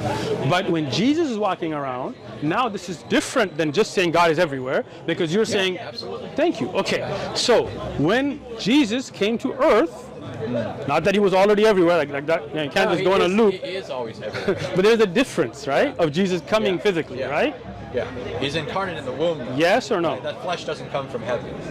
Thank you. But that connection Yeah. is Starts from in the heaven. womb. Starts in the womb. Excellent. So now, when Jesus, according to you, was walking around, he was God walking around, right? God In the human form. and man. He is both God and man. Got it. walking Around. Yes. Got it. So person, that is different. That person. Excellent. So that is different than right now when you could say God is everywhere, but he's not walking around as a person, right? Yeah, but the fact that he's everywhere makes that sort of thing possible. Right. But again, like you said, it is not the same as him just being everywhere regularly, right? Of course not. Okay, thank you. So when God, Destroy the uniqueness of the incarnation. exactly, and that's what I'm saying. When I was saying that, you were like, well, he's everywhere anyway. Like, well, then that doesn't make sense. So let's go back to that. He's in the womb, and now a soul is created that was not there before, right? Yeah, well, I'm still trying to figure out why we're back here again. Because you Established this. went in a loop. That's why. No, I'm you bringing. went on a loop. Okay, so let's go back. Okay, that soul gets connected now to God, the Jesus, right? Jesus is now, a divine person with a divine nature. now has a soul connected to him. Now this human nature is brought into union with his divine Thank you. through his one person. Thank you. It becomes the nature of that person. Now the body will die, yeah, but now that soul will remain fused, but right? I That's know what you're by saying. fused, though, but well, I'm saying it's still his nature. Okay. It's still his. That Okay. soul is his soul. Okay, but it's not a fused, part of God. It's not a part of his divine nature. Gotcha. They're always But something new got connected to God, right? But what do you mean by connected? You're acting like these are Legos. What do you mean? No. You're telling me they're like Legos, right? No, I'm God telling you came in they're and you not. plugged the human body and you plugged the telling you soul, they're not. and then the human body that's- falls off and the soul And connects, that's right? why, That's why what you're shooting saying. randomly and hitting air. All right. Well, it's nice talking to you, Anthony. Thank you. Thank you. David, I wish we. Now you want Sam? I want Sam. Look, let me explain this, right? I don't mean like. No, I don't want You Sam, mean but yeah, this? it's like listen No, to I me, mean listen to like- me. You guys are welcome anytime. We're not here to debate. We're here to give da'wah. If somebody Didn't you wants, invite Christian Prince to debate? You said sure. you're willing Let to me, debate everyone? let me finish. Let me finish, and you'll get the answer. You're doing the Anthony thing now, right, David? You were doing so good so far, right? Yes, So David, wait a minute. No, I just- you were. I yeah. gotta do the I David thought you were thing now. inviting people to debate, so if you're saying you weren't doing that, then I was let me just explain wanted to it, be clear. and I've said it many times, right? Come on, David, Which, let him talk. thank you, David. I'm sorry, I gotta- Anthony, I man, gotta you get the first dub this time. All right. I still want to leave you hanging. All even now, right. we So gotta even now. we are du'at. We are giving da'wah. Yeah. Right? If somebody wants to debate, they're more than welcome to come. Do you understand the difference now? Okay. So Christian princess, a prince, whatever. I'm sorry. You got that in for the camera. I've said that many a time. I know. I have to say, Mr. Prince, if you're afraid to show your face, I can get you a little niqab. What do you think about that idea? He could put like a little scarf on, and that way he won't show his face, and he can come in person like you guys. So for the record, I have no idea why he doesn't want to be seen. Princess, Prince. He doesn't. He doesn't know why you don't want to show your face. No. Christian You Prince. guys heard that? Christian Prince. Anthony's saying, why aren't you showing your face? Anthony is saying, I don't know Christian Prince. I don't know him either. I have no idea why he doesn't want to be. Me neither. But that doesn't mean he's afraid. Well, I mean, there's some reason, right? And neither one of us know. So I'm offering. So since neither could one be of his us job. know, You have a job, I'm sure, since right? neither one of us What do you know, do? just like you said earlier, you're not going to assert something. You're a YouTuber. That's your job. My main job. Wait, that's your main job. You do this for money? Wow. What about you? What do you do? I do a number of things. I am a pastor. I told you that at the start. Cool. I serve in prisons. That's Oh, nice. I'm the regional I used to do the director same thing. in Man, South nice. Carolina for prisons. Wow. I was converted 18 in prison. Oh, wow. So I've always had a love for prisoners. Want to go in prisons. And I also, Careful how you say that, but all right. and then I also have a night job where I Cool. do a lot of online. So Christian not Christian Prince, we are together making an offer that if you would like to have a conversation like this and you don't want to show your face, I'm offering to bring you a niqab so you can cover your face, and we had a respectful nobody got hurt, nobody got beat up, nobody got fired, right? So we're making that offer to you. Nobody got fired. I mean, I work a regular job. I might get fired, right? Not yet. Maybe I will. I'll take it for God. No problem. I'm not afraid. With that said, assuming he has some, reason like, maybe his job doesn't want him out there showing himself or something like that, why wouldn't it be acceptable then to debate him online or something like that? Excellent. So the thing that happens online that we see is that somebody has a mute button, right? And what happens is, as we've, and again, I don't watch his channel, but what brothers have sent me clips and things, he just mutes them and talks over them. And that doesn't really benefit. Like, you see how we had a respectful conversation? We tried to keep it in person. And look, he doesn't have to fly here. If he wants to come somewhere, he can give me his address, no problem. I'll fly there. I'm not afraid of you coming here. He shouldn't be afraid of coming here either, right? So let me So say this on what that. I'm saying is, I prefer this kind of conversation where we can have a conversation, not just mute each other and yell over each other, and somebody controls a button and somebody throws references without being here, right? So this is why. I like that. Let me say Good. this. Let I'm me glad say you this. like it. I think there are channels on both sides that do some of that. Sure. People can I don't do Skype. I don't do Zoom. I don't do those There are things, right? channels where both sides have been respectable in the course of things. Christian Prince has not. But And I you don't- know that. No, I don't Come know on. anything. Okay, No, we'll no, go- no, watch the listen- show and then no, you'll listen figure to it me. out. Listen to me. I haven't watched. I'm not. Like You don't watch the show? I'm not like a big. I don't watch all sorts of things. Have you watched his show or not? No, I mean I've seen. Oh. Like you, I can honestly say before God, I've probably seen about as much as you have, right? And you haven't seen much. And I haven't You're not a seen big much. fan of Christian Prince, I guess. Then. I'm not saying anything either way. I just You don't- haven't. Gotcha. I'm not, I don't know who the ruler is of Zamunda. Or, Then you wouldn't be a big fan of the rule of Zamunda, I right? don't- I know. King Jaffe Jafar. I'm just saying Alright. I don't know. So what I will just don't say, get around I much. appreciate the civil conversation. Right? And again, we are du'at, we are giving da'wah towards the oneness of Allah. We believe Allah is one. He doesn't become two, he doesn't become three. His sifat, his self. Let me finish, bro. Come on, Anthony, we're doing so good. David, where are you at? Good. This is our closing. All right, our closing. So let me close. Okay, you're close. I'll let you go first. You're the guest. Go ahead. Yeah, why don't you guys take two minutes each or something like Excellent. that? Go ahead. To close out. Does that work? Oh, sure. Well, I'm gonna Don't worry about it. Go ahead. Go ahead, Anthony. I'll let you speak. I'll say this. I think we've gotten our major points out there. Excellent. We've gotten some perspective. I think we've had a pleasurable dialogue. I've enjoyed you. I've expressed some of the things that I like. I love the fact that Muslims are willing to engage. I hope that never changes, unless, of course, they become Christian. That's the ultimate goal from our perspective, just like yours is for us to become Muslim. I think that if we honestly go back and look through this, there's been a good bit of breakdown in terms of, but also clarification. But I think there's been breakdown in some of the understanding. Hopefully some clarification along the way on both sides. Good. And I do think that we've, for the most part, established that we, from our perspectives, have an aversion to the other perspective, but there hasn't so much been an argument presenting that case against or for or what have you. So, I'm not trying to make any new arguments here. I'm just summing up from my perspective. I think this was pleasurable. Productive. I think it was productive. as a human being, I've enjoyed you. You know, obviously we're on different sides of the, you know, God. At least we both believe in God. Yeah, that's true. And neither one of us are minimizing the serious nature of our differences, right? Nope. When I say I appreciate all these things, I'm not saying, okay, you're okay. You're not saying I'm okay, right? I think you're okay. But in the sense of, ultimately, both of us think the others are seriously off and have a reckoning to give. You were going so well. Yeah, Just but kidding. you Go know ahead, that's David. true. Come I'll on. say it too. Don't worry. You know it's Go ahead, true. David.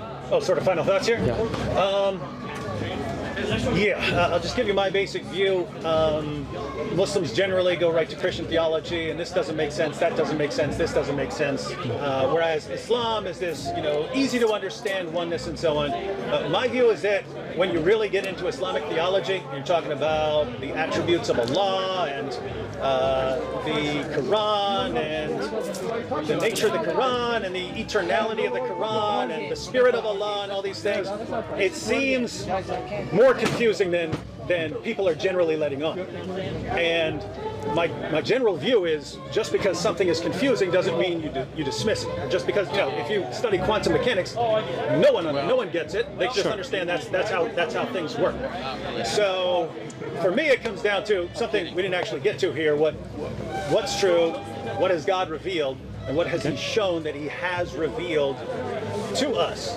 And because if God said to me that Islam is true, and I would say, okay, I don't get all this stuff, but He's God and I'm not. Okay. But similarly, if God reveals that Christianity is true, then just to me it just wouldn't matter if there were some aspect of Christian theology and I said, you know, I really don't get that, or it doesn't make sense, or something like that. Gotcha. So, but I do think it's cool when we can have conversations like this. And you know, Anthony, Sam, we're all similar in that we're willing to escalate under certain circumstances and so on. Gotcha. But I think it's better if we have nice conversations like this. Good. That's my view. So It's getting late. So no, wait. I gotta finish my thing. Sorry. Wait, man. You're just gonna give a quick final thought. 2 minutes, yeah. All right. So You think of a topic. I don't know. all right. So first thing I would say, I want to appreciate you guys coming out. I want to appreciate your behavior, and I want to say that in the world that we live in, with atheism on the rise and all those kinds of things, I think Muslims, Christians, Jews have a lot in common, right? We do believe in God, at least. We do believe there's a creator, right? And that's something to focus on. I don't think this is really like a butting heads war type of a situation that some people want to make it, right? I don't think we should be insulting. I think we should be having a good conversation, as we've had. I believe that there is one creator. That one creator is indivisible. He doesn't become two, he doesn't become three, he doesn't become four. He has one Zat. Zat of Allah is one. Sifat don't make it different. It is part of the same Zat of Allah. I believe that one creator, He sent Moses and Abraham and Muhammad and Jesus and all of these prophets as prophets. All of them had different miracles. Some were born without a father or mother. Some were born from the rib. Some were born without a father. Some split the ocean. Some split the moon. These are miracles sent to these prophets.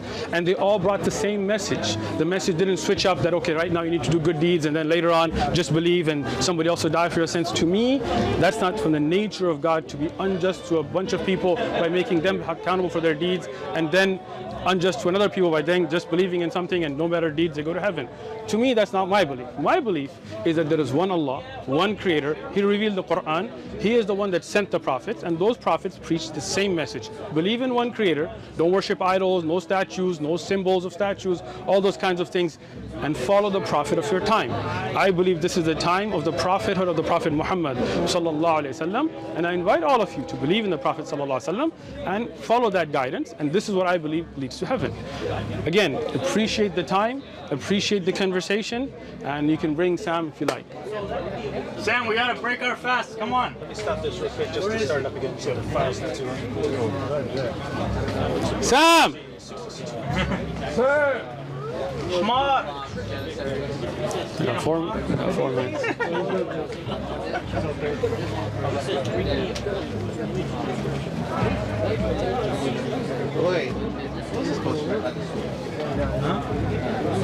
Take a seat if we use one. No, I'm good. Yeah, we have to. Not an option. So, 10 minutes, lock it up.